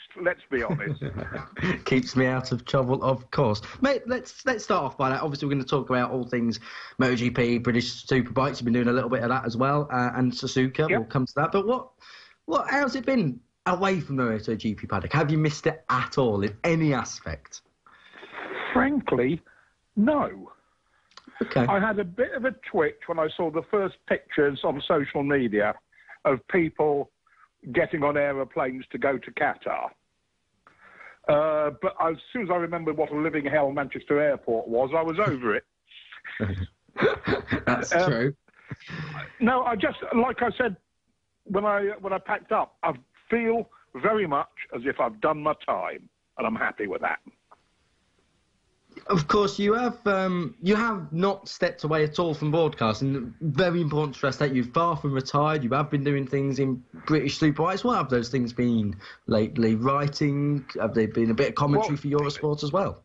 Yes, there's been, as you said, I've done 3 8-hour races that ended the championship in World Endurance, all of which were actually fascinating. I have a predilection for endurance anyway, and this it's higher profile again now, and the 8-hour was just magnificent as an event as well as the racing. I did Stetson BSB for Eurosport as a sort of temporary substitute, and it is very easy to forget what an excellent championship on all fronts BSB is. Affordable and accessible to the punter, grids full of quality teams and racers, and just great racing. Really, really well-sorted championship.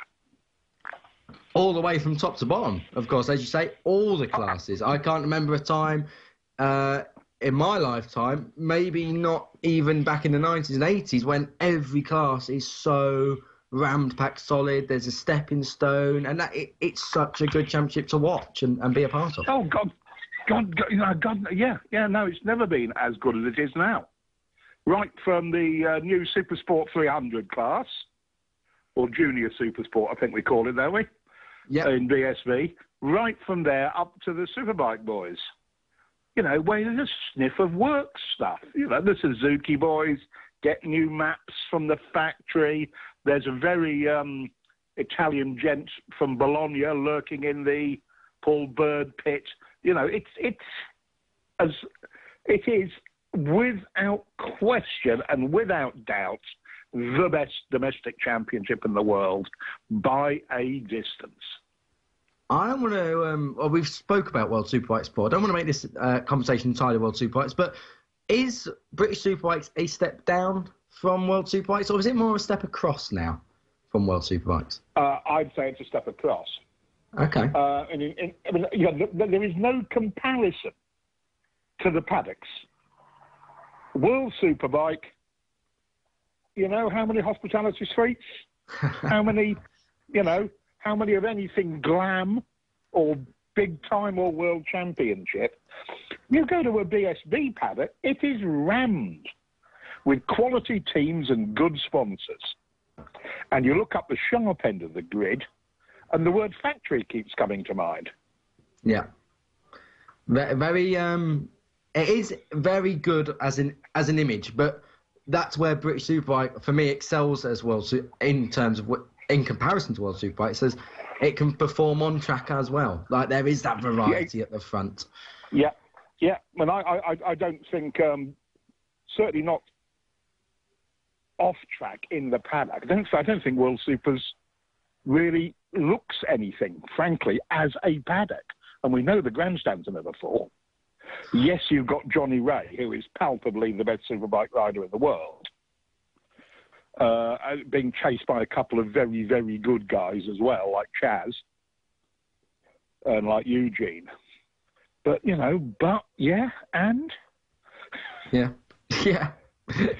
When it comes to on-track matters, there is far more action at the sharp end in a BSB race or British Superbike support class than there is at World Superbikes, which is a weird dynamic for me.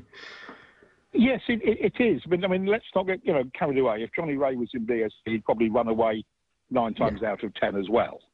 Let's not lose sight of that fact. But the trouble with World Superbike is I keep on thinking of the old Irish joke, how do I get to Connemara? Well, I wouldn't start from here. And that's the way World Superbike feels. And if the factories or whoever insist on keeping the rules still favouring factories with the electronics and what have you, then they've got problems. They have, because as we've said before, World Superbikes was founded on more privateer aspect of racing. It wasn't about the big factories, only really Ducati bothered about that aspect of it back in the 90s. A little bit of Honda as well, maybe. The Italians, Bimotor and Ducati, yes. Yes. In the early days. And as usual, Kawasaki was the first Japanese factory to come across, because they're not part, as we've discussed before, Kiko, they're not part of the club as far as the Japanese industry is concerned.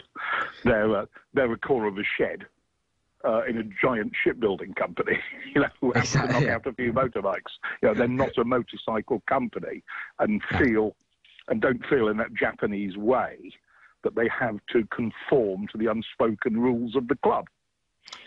Exactly, because they're not really members of the club. But I'm glad we've kind of come on to World Superbikes, because the 90s was a brilliant period for World Superbikes, and we was going to exotic locations around the world, and one of those exotic locations was Mexico. But back in 1993, that was. Now, that round never went ahead, and with the announcement that the country is a candidate for a MotoGP event next year, coming to take place at the start of the year, at the same circuit, which obviously had all these problems 25 years ago. Now, I know it's not the same circuit and we're not in the same industry of health and safety and regulation regs and all that kind of carry on, but this is what I really want to get to you now. Is this circuit ready for MotoGP? Well, the organisation thing is a bit of a red herring, as we know. Yes. Because that circuit's run Formula One Grand Prix for decades. It ran non-championship Superbike races.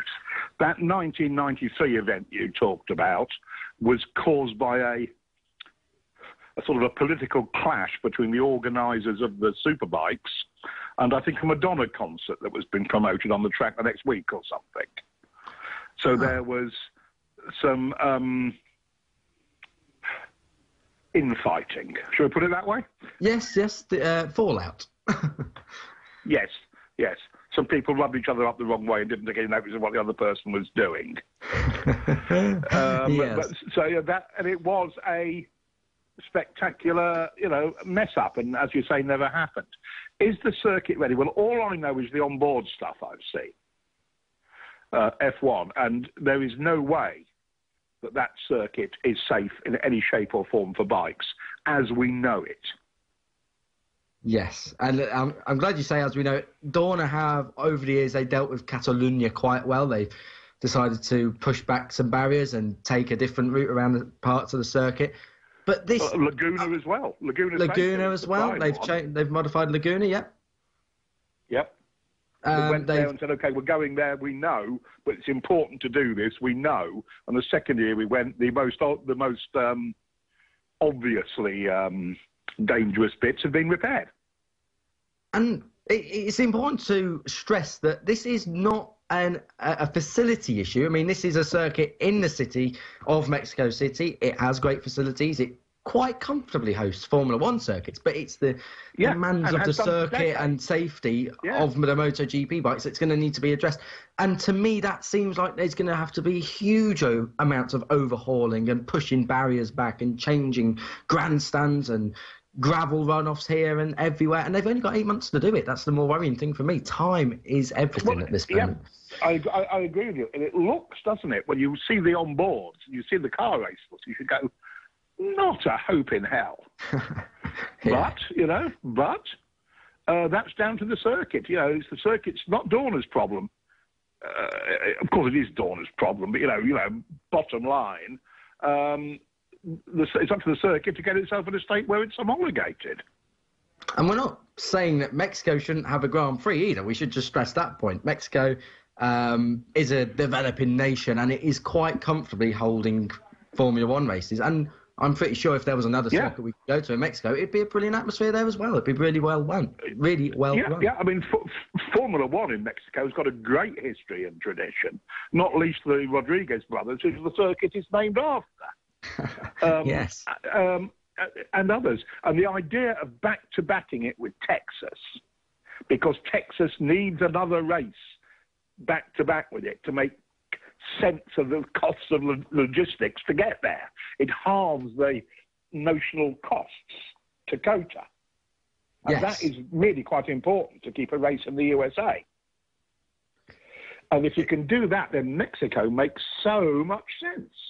And it's also a good round, I suppose, in terms of it is a new market. And that is something that Dorna might be criticised a little bit over for the last few years. Haven't been expanding to new markets. Thailand's the first new one to come along for a few years. Obviously, Istanbul and Turkey came along, but they haven't lasted. Qatar's lasted relatively well. But this is one of the new... There seems to be a lot of development going on in the world at the moment.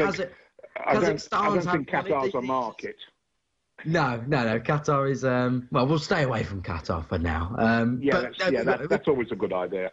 We've got Indonesia maybe coming along. Brazil was announced early in the year. Kazakhstan's always somewhere there around. Finland's coming on maybe. There seems to be a lot of new countries coming in and wanting to get back involved with MotoGP or becoming... like Wales. Yeah, Wales, maybe.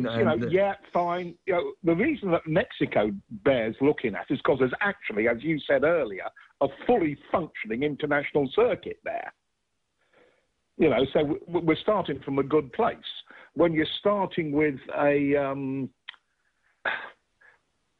sheet of paper with a drawing on it, it's never quite so comfortable, is it?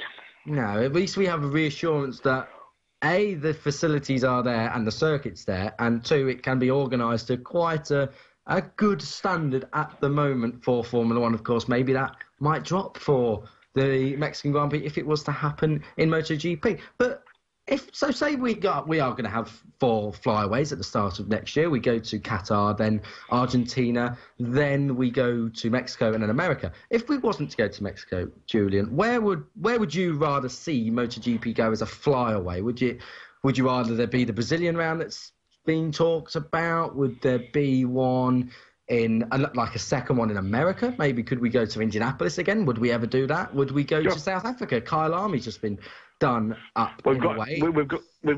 We've got enough trouble hanging on to the one American one we've got. And that is something that you must hang on to an American round, really, you know. So I like Mexico because it facilitates massive cost cutting for the American round. So you've got to have those 2 back to back, I would suggest. I don't think 3 in a row is a good idea because Argentina, as we've shown, Yes. 2 years ago, a week to get stuff from Argentina to Texas is cutting it very, very fine. And a lot of people had a lot of problems. Yes, they did. You know, so, and I don't think IRTA would wear that again. It was also dangerous. It was also, I mean, more Argentina. It wasn't just the getting to America that was the problem, or it was more the facilities that enabled them to get there. You know, in that short space of time, you already know that Tomás de Rio Hondo is kind of out of the core periphery of Argentina. It's not in a main area, a bit like the new World Superbike one that's proposed, quite controversially. But exactly, and once you hit travel problems, getting out of Rio, then you've got a problem. Yeah. If you miss those Monday flights or Tuesday morning flights from Buenos Aires to America, you're in trouble. And that's what happened. There was coach journeys, you know. People had to go. Cal Crutch, they went via Miami in coach class, which doesn't matter unless you're, you know, a recovering athlete facing a Grand Prix, you know, starting on the Thursday when you get there. Yeah. And it took him like 36 hours, and he arrived on Thursday night. No way teams, which I mean IRTA, they're not going to risk that again. They really aren't. They're not. Maybe. I spoke to Bjorn Esman about this South African rider in the British Supersport class, and this was last year, and he said that it feels a bit like the world goes in a kind of in a horizontal line right across, but it forgets Africa. So would it be worth maybe doing Qatar 2 weeks, like a weekend off Kyle Army? Now they've had that all redone, and then another 2 rounds fly away, but with a gap in between. Would it be worth maybe looking at the African? I don't know. I don't know about Kyle Army. I have no idea what state the track's in.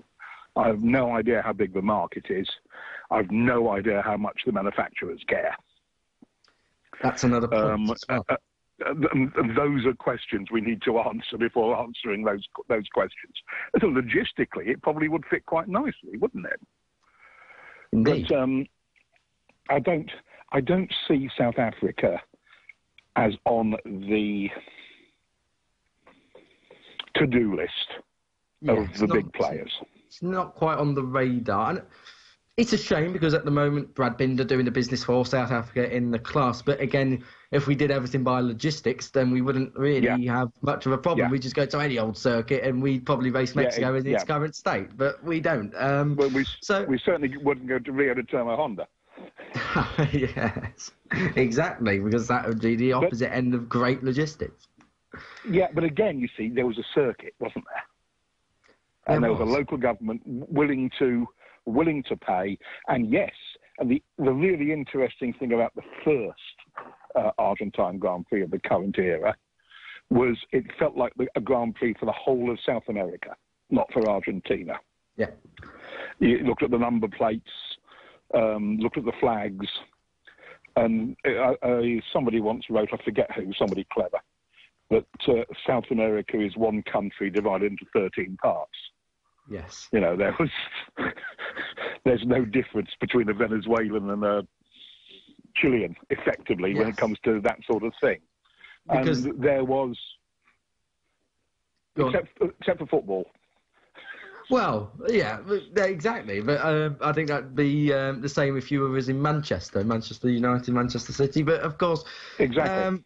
But like you say with that Argentina, it was Yoni Hernandez's home round, and he's not even from Argentina; he's from Colombia. So I think that emphasises the point there. Absolutely, yeah.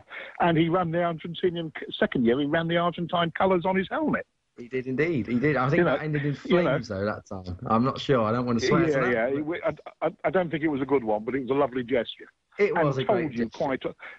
And told you quite a lot about the attitudes to the event in that part of the world. Which makes it, and automatically makes it, a good kind of area to go in, a good venture for Dorna, because, I mean, if you look at the Mexican Formula One race, it's incredible. It's like an absolute carnival out there. You'd feel completely transformed. It doesn't feel like you're at a motor racing facility. It feels like you're at an absolute party, but just from sitting down and watching it. But another... They've always had great drivers. They still have as well. There's Mexicans in there, and that's another point. Does MotoGP suffer from that? Will Mexico be big? Yes. Or will MotoGP be big in Mexico? Because we haven't actually got any Mexican riders on the grid at the moment. No, there's been a couple of Moto3 wildcard lads. Yes. But that's it. It doesn't help. It really doesn't help. It is. I mean, it's just, if you're my age, you just look back at the Carl Fogarty effect. When, nobody had heard of World Superbike, nobody gave a monkeys, until Carl Fogarty started getting on the television on this funny Italian motorcycle. Yeah. And World Supers, from that, went round the clock. And in this country, I'm talking about, particularly in the UK, and you cannot beat a hometown winner. I know very well what the TV ratings are for tennis most of the time. It's a popular sport. It gets a decent audience. Then you look at the ratings when Andy Murray gets near a semi-final. And they go through the roof. Do not ever underestimate the effect of a hometown winner.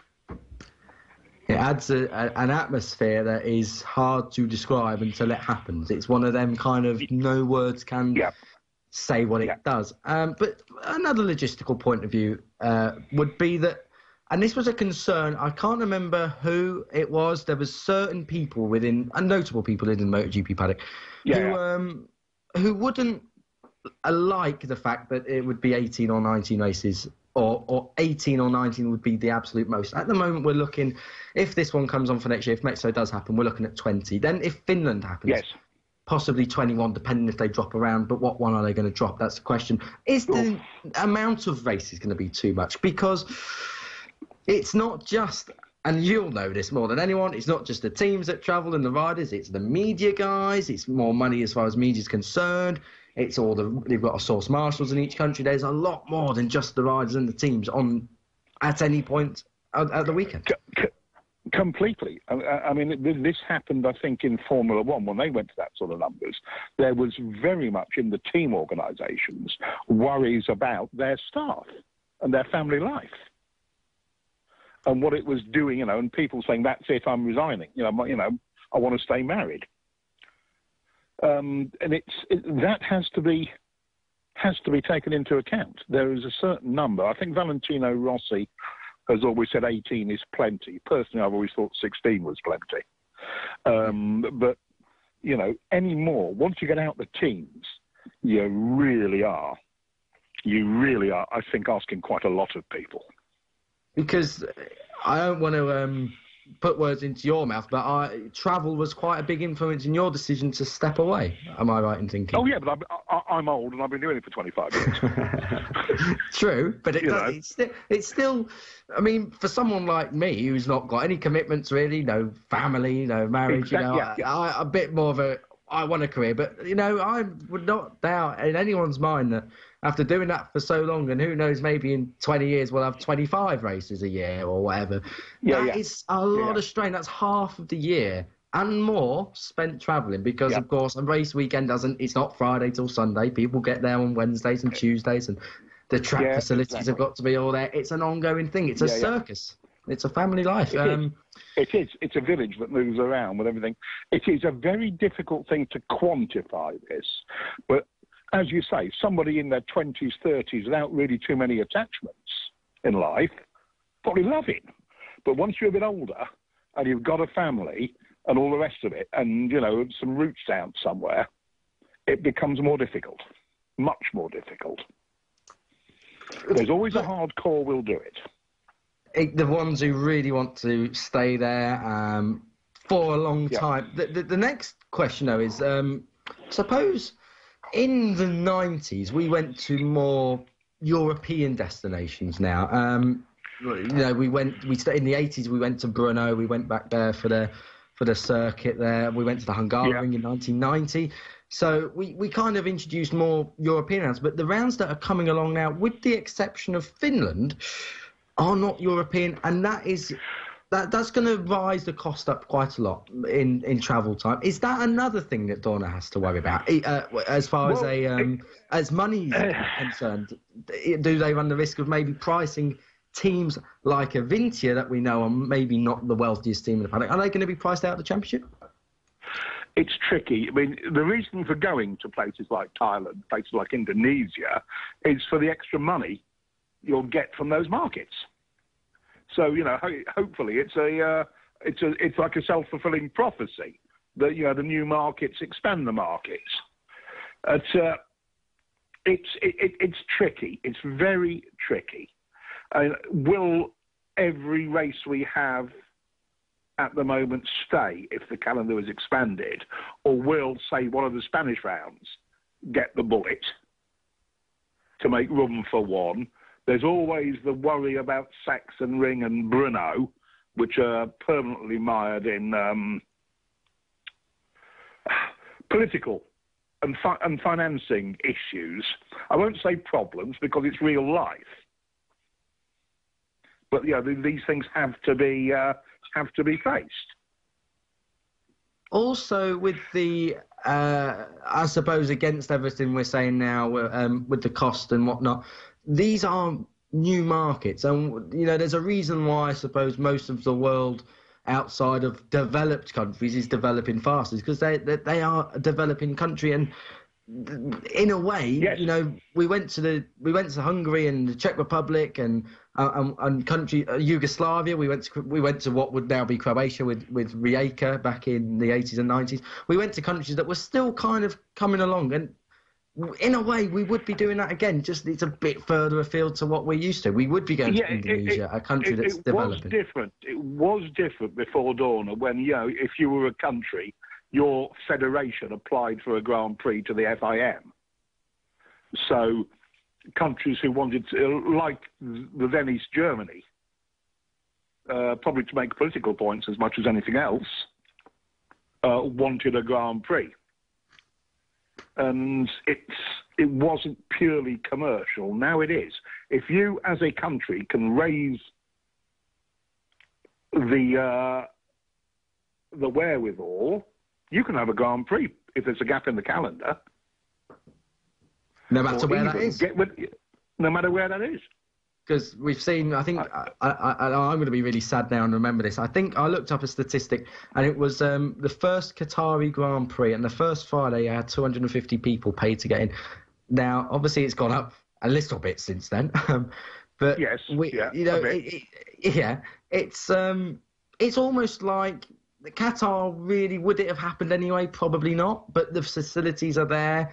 It's not in the most luxurious country as far as tourism is concerned and human rights is concerned, and that's another issue. there was much speculation when Formula One decided to go on to Azerbaijan, or Azerbaijan's human rights record. Is that something that Dawn is going to be mindful of? Is that maybe why they've been slower coming into new markets? They're conscious of political... No. I think we're probably doing Dawn one too many favours thinking that. Okay. I think they're a commercial organisation. They're owned by venture capitalists. I think they would... yes, they'd have a look at it. They'd take a sideways look, but it wouldn't stymie anything, I don't think. It's, we went to China. Come on. Turkey as well. Because, Turkey, when we went, was pretty democratic. It isn't now. Yes. It was a bit different. China was a bit of a... Because I asked a deliberately provocative question in the pre-event press conference that Estoril, the race before, and what we're going to do about Tibet then. Capirossi, who is from Imola, which, the last stronghold of Italian municipal communists, hammered the table. I'm glad you asked that. And went off on one. Absolutely fantastic. The PR man was saying, shut up, don't say it. Rossi was saying, I thought about a helmet, but maybe not. Yeah. Don't blame you, Valentino. I suppose, like we're enjoying this kind of the joking aspect of it. And maybe that is something that people will look forward to. Valentino Rossi's been very public in saying he's not a fan of this Mexican Grand Prix proposal. It's too dangerous. Yeah. But that is in its current state, and he's right to say that. I take that kind of view. But who's to say it won't be good? Who's to say? Who are we to say? I mean, I was saying earlier on in the show, that Mexican Grand Prix circuit is going to be very, very fast. That is a spectacle on its own. It's going to be an amazing Grand Prix if it can be safe. If it can be made safer than it is. I mean, let's face it, the A1 ring is not just scary, it's very, very scary in a couple of places. And Laguna Seca was ultra scary in a couple of places. We've seen people hitting the fences hard at Brno and Sachsenring in the last couple of races. It's a subject that we must be permanently on guard about. But it will mean somewhere along the line circuits have to be modified. Even places like Mugello, because we've seen... I don't want to talk too much about the Michele Pirro accident. That is a freak accident, and I'd argue that Mugello, its safety then was good enough. But we are getting to them top speeds. Marc Marquez still has the fastest crash at that circuit from 5 years ago. There's corners on Mugello that, Zarco crashed at Casanova. That's not the fastest corner on the circuit, but the bike still reached the barrier. Even though Mugello is it's synonymous with Valentino Rossi and domination in Italian Grand Prix. It's probably the nicest circuit in the world, but it's got them aspects of danger. And I do worry a little bit that if we did start saying no to some circuits just on a little bit of danger, then maybe we would just not go racing at all. I mean, yes, let's face facts. Motorcycle racing is dangerous. And if your prime desire in life was to stay out the hands of the medical profession, you probably wouldn't have become a motorcycle racer. So we all accept a certain amount of risk. Almost welcome it. But there is a finite limit to what is acceptable. Yes. And that's what has to be recognised. I mean, remember the tragedy of Luis Salom's death at Catalonia. Now, this wasn't like the accident to Tomizawa or Simoncelli, which were unavoidable. You crash and go down the track in the middle of a pack of bikes in the first couple of laps. Yeah. What happens to you is in the lap of the gods. It became a multiple bike accident. Yeah. Yeah, it's got nothing to do with the circuit. Nothing to do with the circuit. But Luis Salom's accident was a lot to do with the circuit. In fact, everything to do with the circuit. And that paddock, top to bottom, we twisted ourselves inside out trying to work out, how did we miss that? How did that happen? Why didn't we see that? Should we have seen that? The place went into absolute almost shell-shocked. grief-driven introspection, if you like. Yeah. You know, how did we miss that? How was that? How come we're racing somewhere where that can happen? And that was, you know, that's what everybody tried to come to a sensible answer on.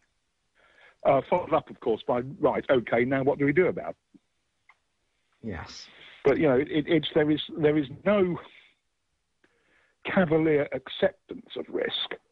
One tries to minimise the risk while recognising fully you cannot eliminate it. There's always going to be as in most sports. Yeah.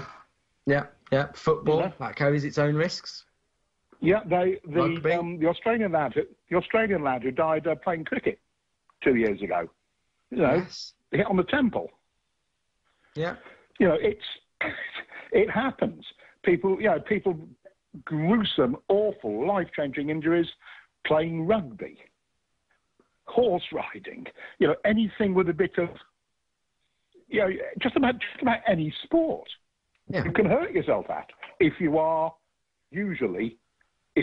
unlucky and circumstances line up. What you try to do is make sure it's very, very difficult for all those circumstances to get in a straight line.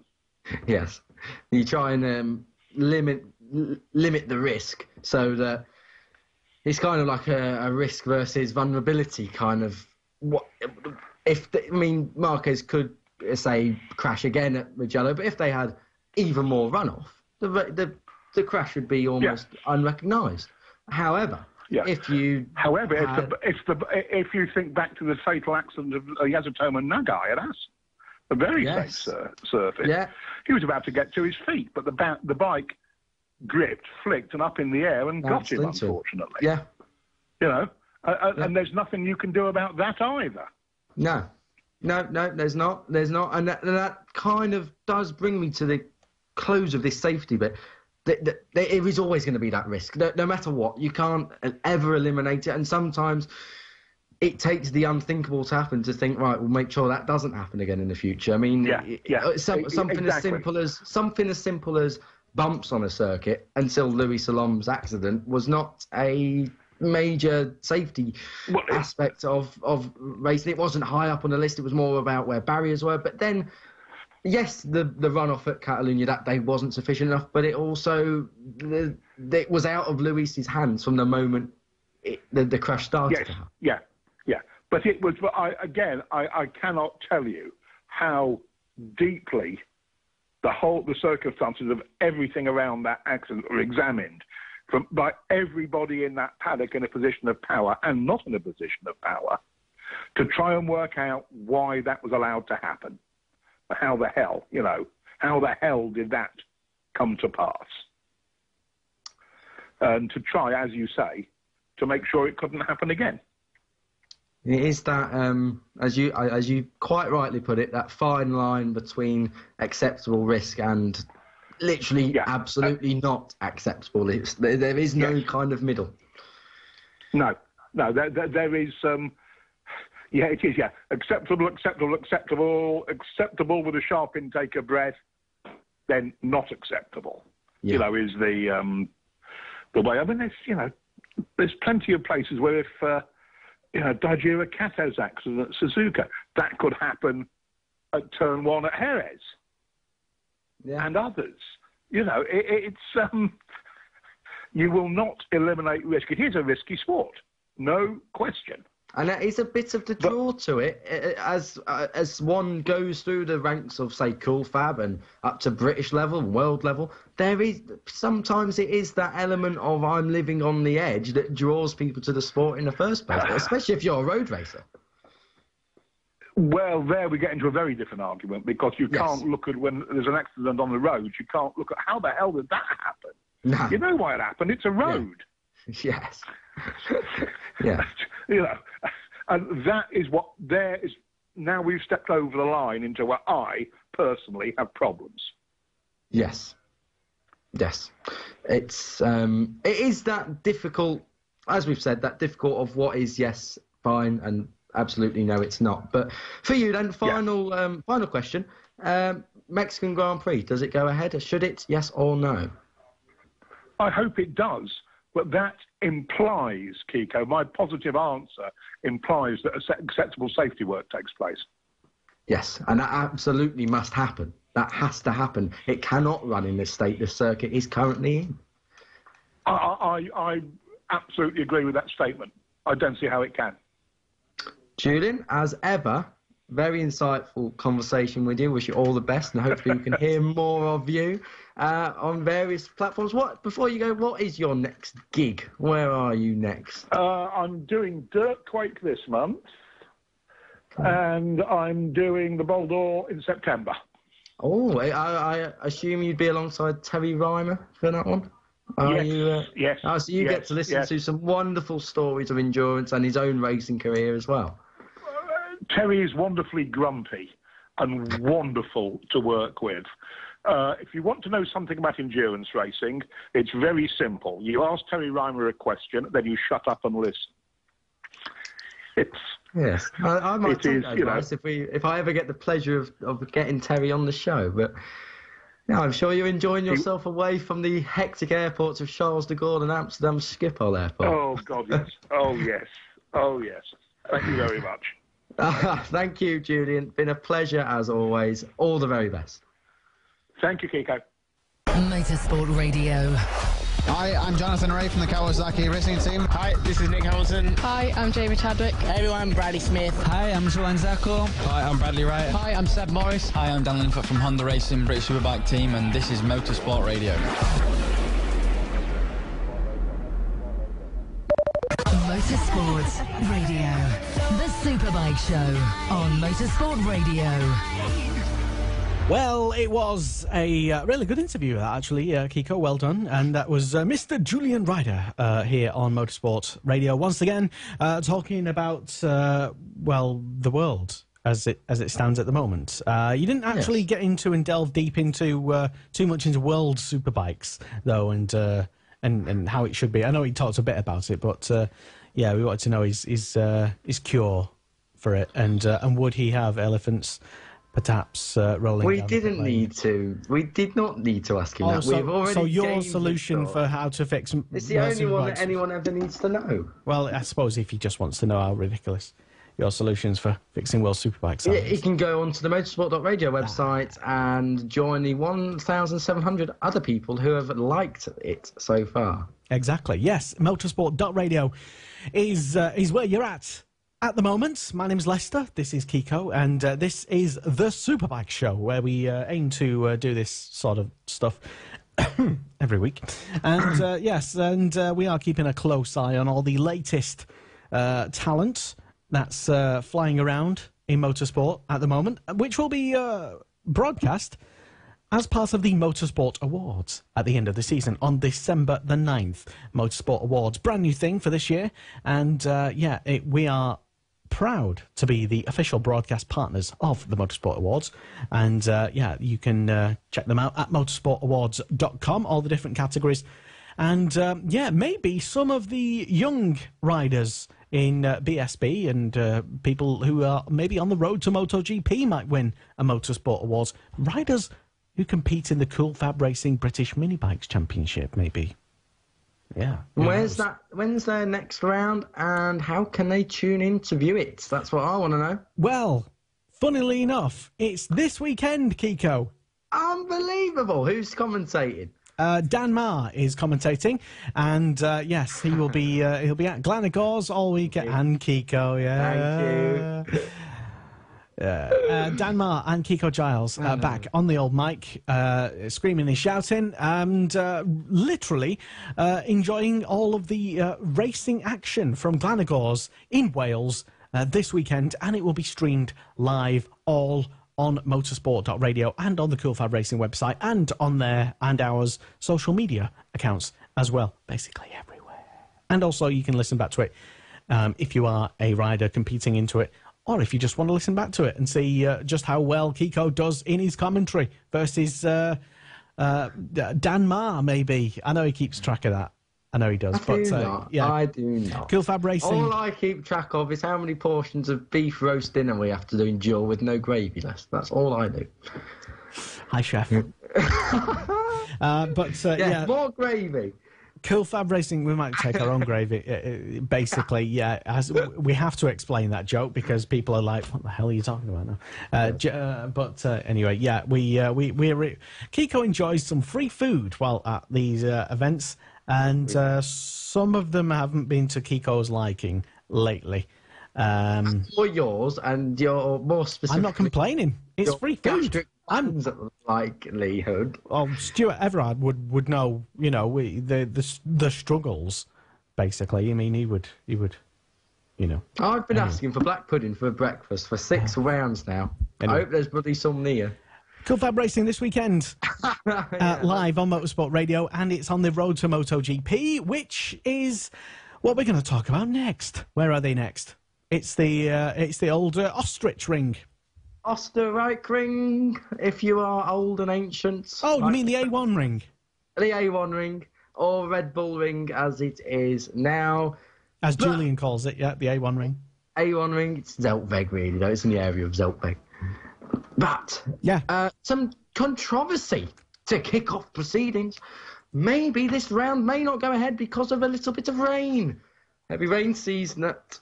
The whole event would go cancelled because we have a very slippery surface out there in Austria, and unfortunately, that combined with rain normally ends up. And them hills as well. It's up and down. Them hills, the topography at land. But no, if that race does go ahead, then expect Ducati to be the manufacturer to beat again, because they have won the last 2 races at that track. Andrea Dovizioso last year, Andrea Iannone the year before. Are we on course for another Jorge Lorenzo win, or will Andrea Dovizioso do back-to-back wins for the first time this year? Find out at the weekend. Only Marc Marquez, Jorge Lorenzo and Dani Pedrosa have had podiums at the circuit in the Premier Class besides the winners. Valentino Rossi got a podium at the circuit 22 years ago. It was the first podium he ever had in MotoGP, and even then it was called the A1 ring. Even back then. So Valentino Rossi's the only rider on the grid to enjoy it through both or 2 of its 3 names. Maverick Vinales hasn't had back-to-back DNFs in his entire MotoGP career, so watch out for that if it all goes wrong. And Suzuki have only had 1 top 10 at the circuit since the circuit came back onto the calendar, and that was with a certain Mr. Vinales in 2016. Expect the independent Ducati to go well. Alvaro Bautista was 8th last year, Loris Baz just in behind him in 9th. Aprilia's best result is 13th with Aleix Spargo last year. KTM's best result is 10th, which is unlikely to be bettered because that was by Mika Kallio, and their Polar Spargo, their star rider, is missing. We said that earlier on in the show. But they will have their massive hospitality unit, which will undoubtedly be on display again for the team's home round. It's bigger than the grandstand, that, isn't it? I think it is the grandstand. Quite, yeah, maybe literally. Actually, probably, yeah. Anyway, yeah, Red Bull ring. And I have to say, as well, fair play to Red Bull as a company as well, just for keeping that racetrack alive. And when it was dead and buried, almost literally. You know, the grandstands were torn down.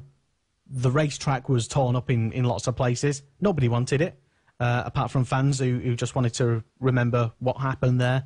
A lot of people remember it mostly, really, from Formula One. But, yeah, you have to sort of congratulate. I know it's a few years old now, but still, fair play, Red Bull. You didn't have to do that and spend however many, probably hundreds of millions on it, I'm guessing. But you did. Well done. I'm not impressed. I think the circuit's terrible. Why don't we just go to the Salzburg ring? Well done, anyway. You're never impressed. Shut your face. No, but seriously. No, but why don't they just go to Donington? No, it has 4 corners, more or less. Yeah. Turn one. It can't help what it is. Oh, come on. Why can't we use the old one? The one that runs from You've just literally spent 40 minutes whinging with Julian Ryder about dangerous circuits, and then you said, why can't we just use the old one, which is clearly dangerous? No, it's not, because the track is still there. The track is still there. It's public road. Nobody cares. Nobody cares. Shut your face, Valentino. Get on with it. Nobody cares. You can buy it back. Even better, don't go to it. Yeah, buy it back. Buy half of Austria back. Red Bull can afford it. It's a boring... Just tarmac all over them. Them hills are too bumpy anyway. Just tarmac the whole of the bloody hills.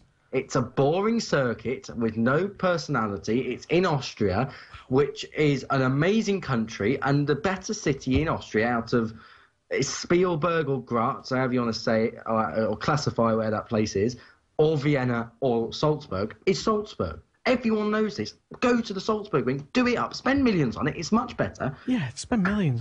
You know, I'd do it myself. It's just that, you know, I haven't been paid. Yeah, exactly. I'm a few quid short of a million. Anyway, so despite Kiko's heavy heart of having to endure the Grand Prix, Moto 2 still... you know, last time it clashed with the Cool Fab, I was quite devastated that I wasn't watching Le Mans. I managed to get Le Mans on the BT Sport. This one, it's like, really? I mean, I'm going to watch it, obviously, but it's just like... For such an amazing country that Austria is. Did Herman Tilke mess about with it? It literally was his first ever racetrack, I think. There you go. Everything that's wrong with it. Again, Herman Tilke, you've ruined it. I think it was. I mean, it's very Tilke-esque. I mean, it's a thing in it. So like. I'm looking him up. Talk about Moto 2 amongst yourselves, Lester. Anyway, I'm just choking on Kiko's hypocrisy that he's spewing out. Anyway, so yeah, Moto 2. Miguel Oliveira was... I know. 1995, he decides to ruin it. But yes, Miguel Oliveira is your now series leader, of course. Unbelievable, really. Francesco Bagnaia has seemingly tossed away a huge lead in this championship. So Miguel Oliveira, on a charge, crashed out last year when he was on a charge. Can he hold that championship lead? It is Red Bull KTM's home round. He is the only rider, I think, of the entire fleet of KTMs out there that is going to do the business. Francesco Bagnaia, fourth last year at the circuit. Needs to beat Miguel Oliveira really as we come into the second half of this championship. Alex Marquez, second last year, could do with finishing a race for a change.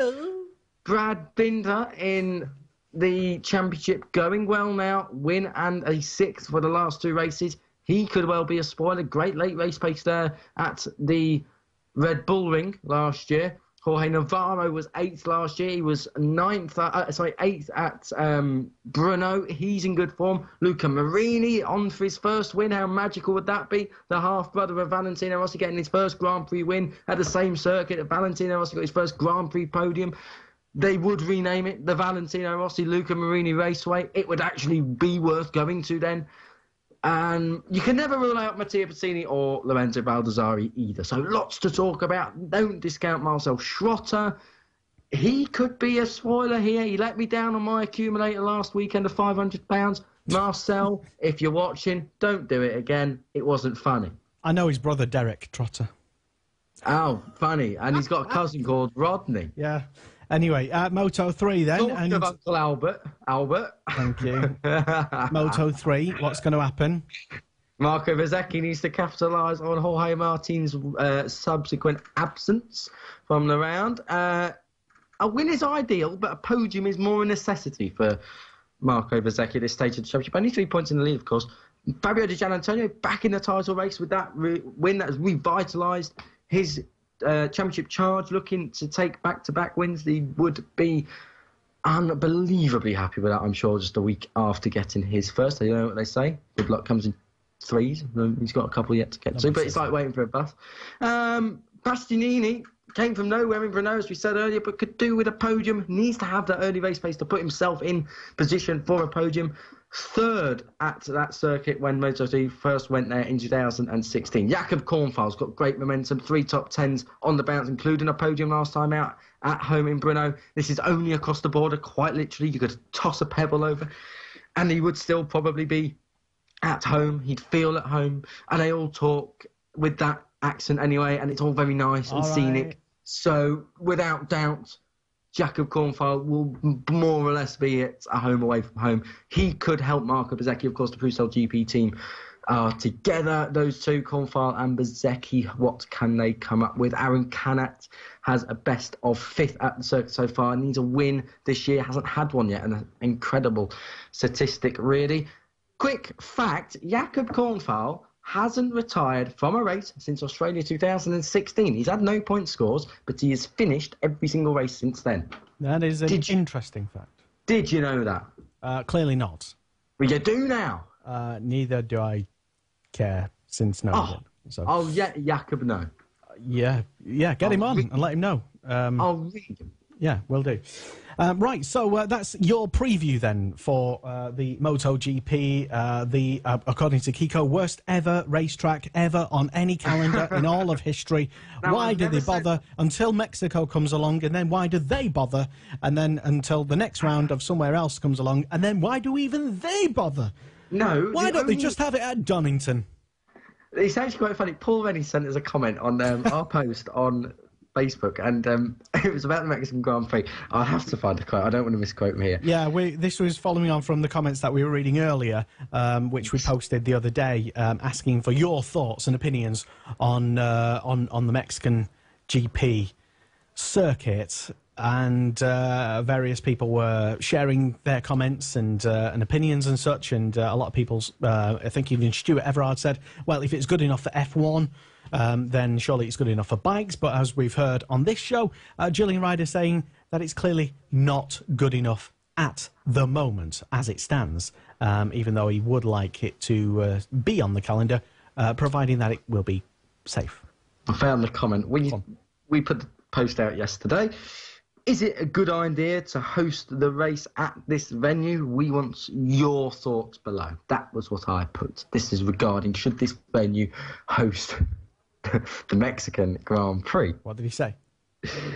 Paul Rennie replied saying, I just want it back at Donington Park where it belongs. Car circuit's a soulless. The Mexican Grand Prix, back where it belongs. That is so funny at Donington Park. That is brilliant. Best comment. We have had a comment flood in on that post, I should say. Adam Weller, the only real highlight would be smoke off the tyres out of the final turn and drafting down the main straight.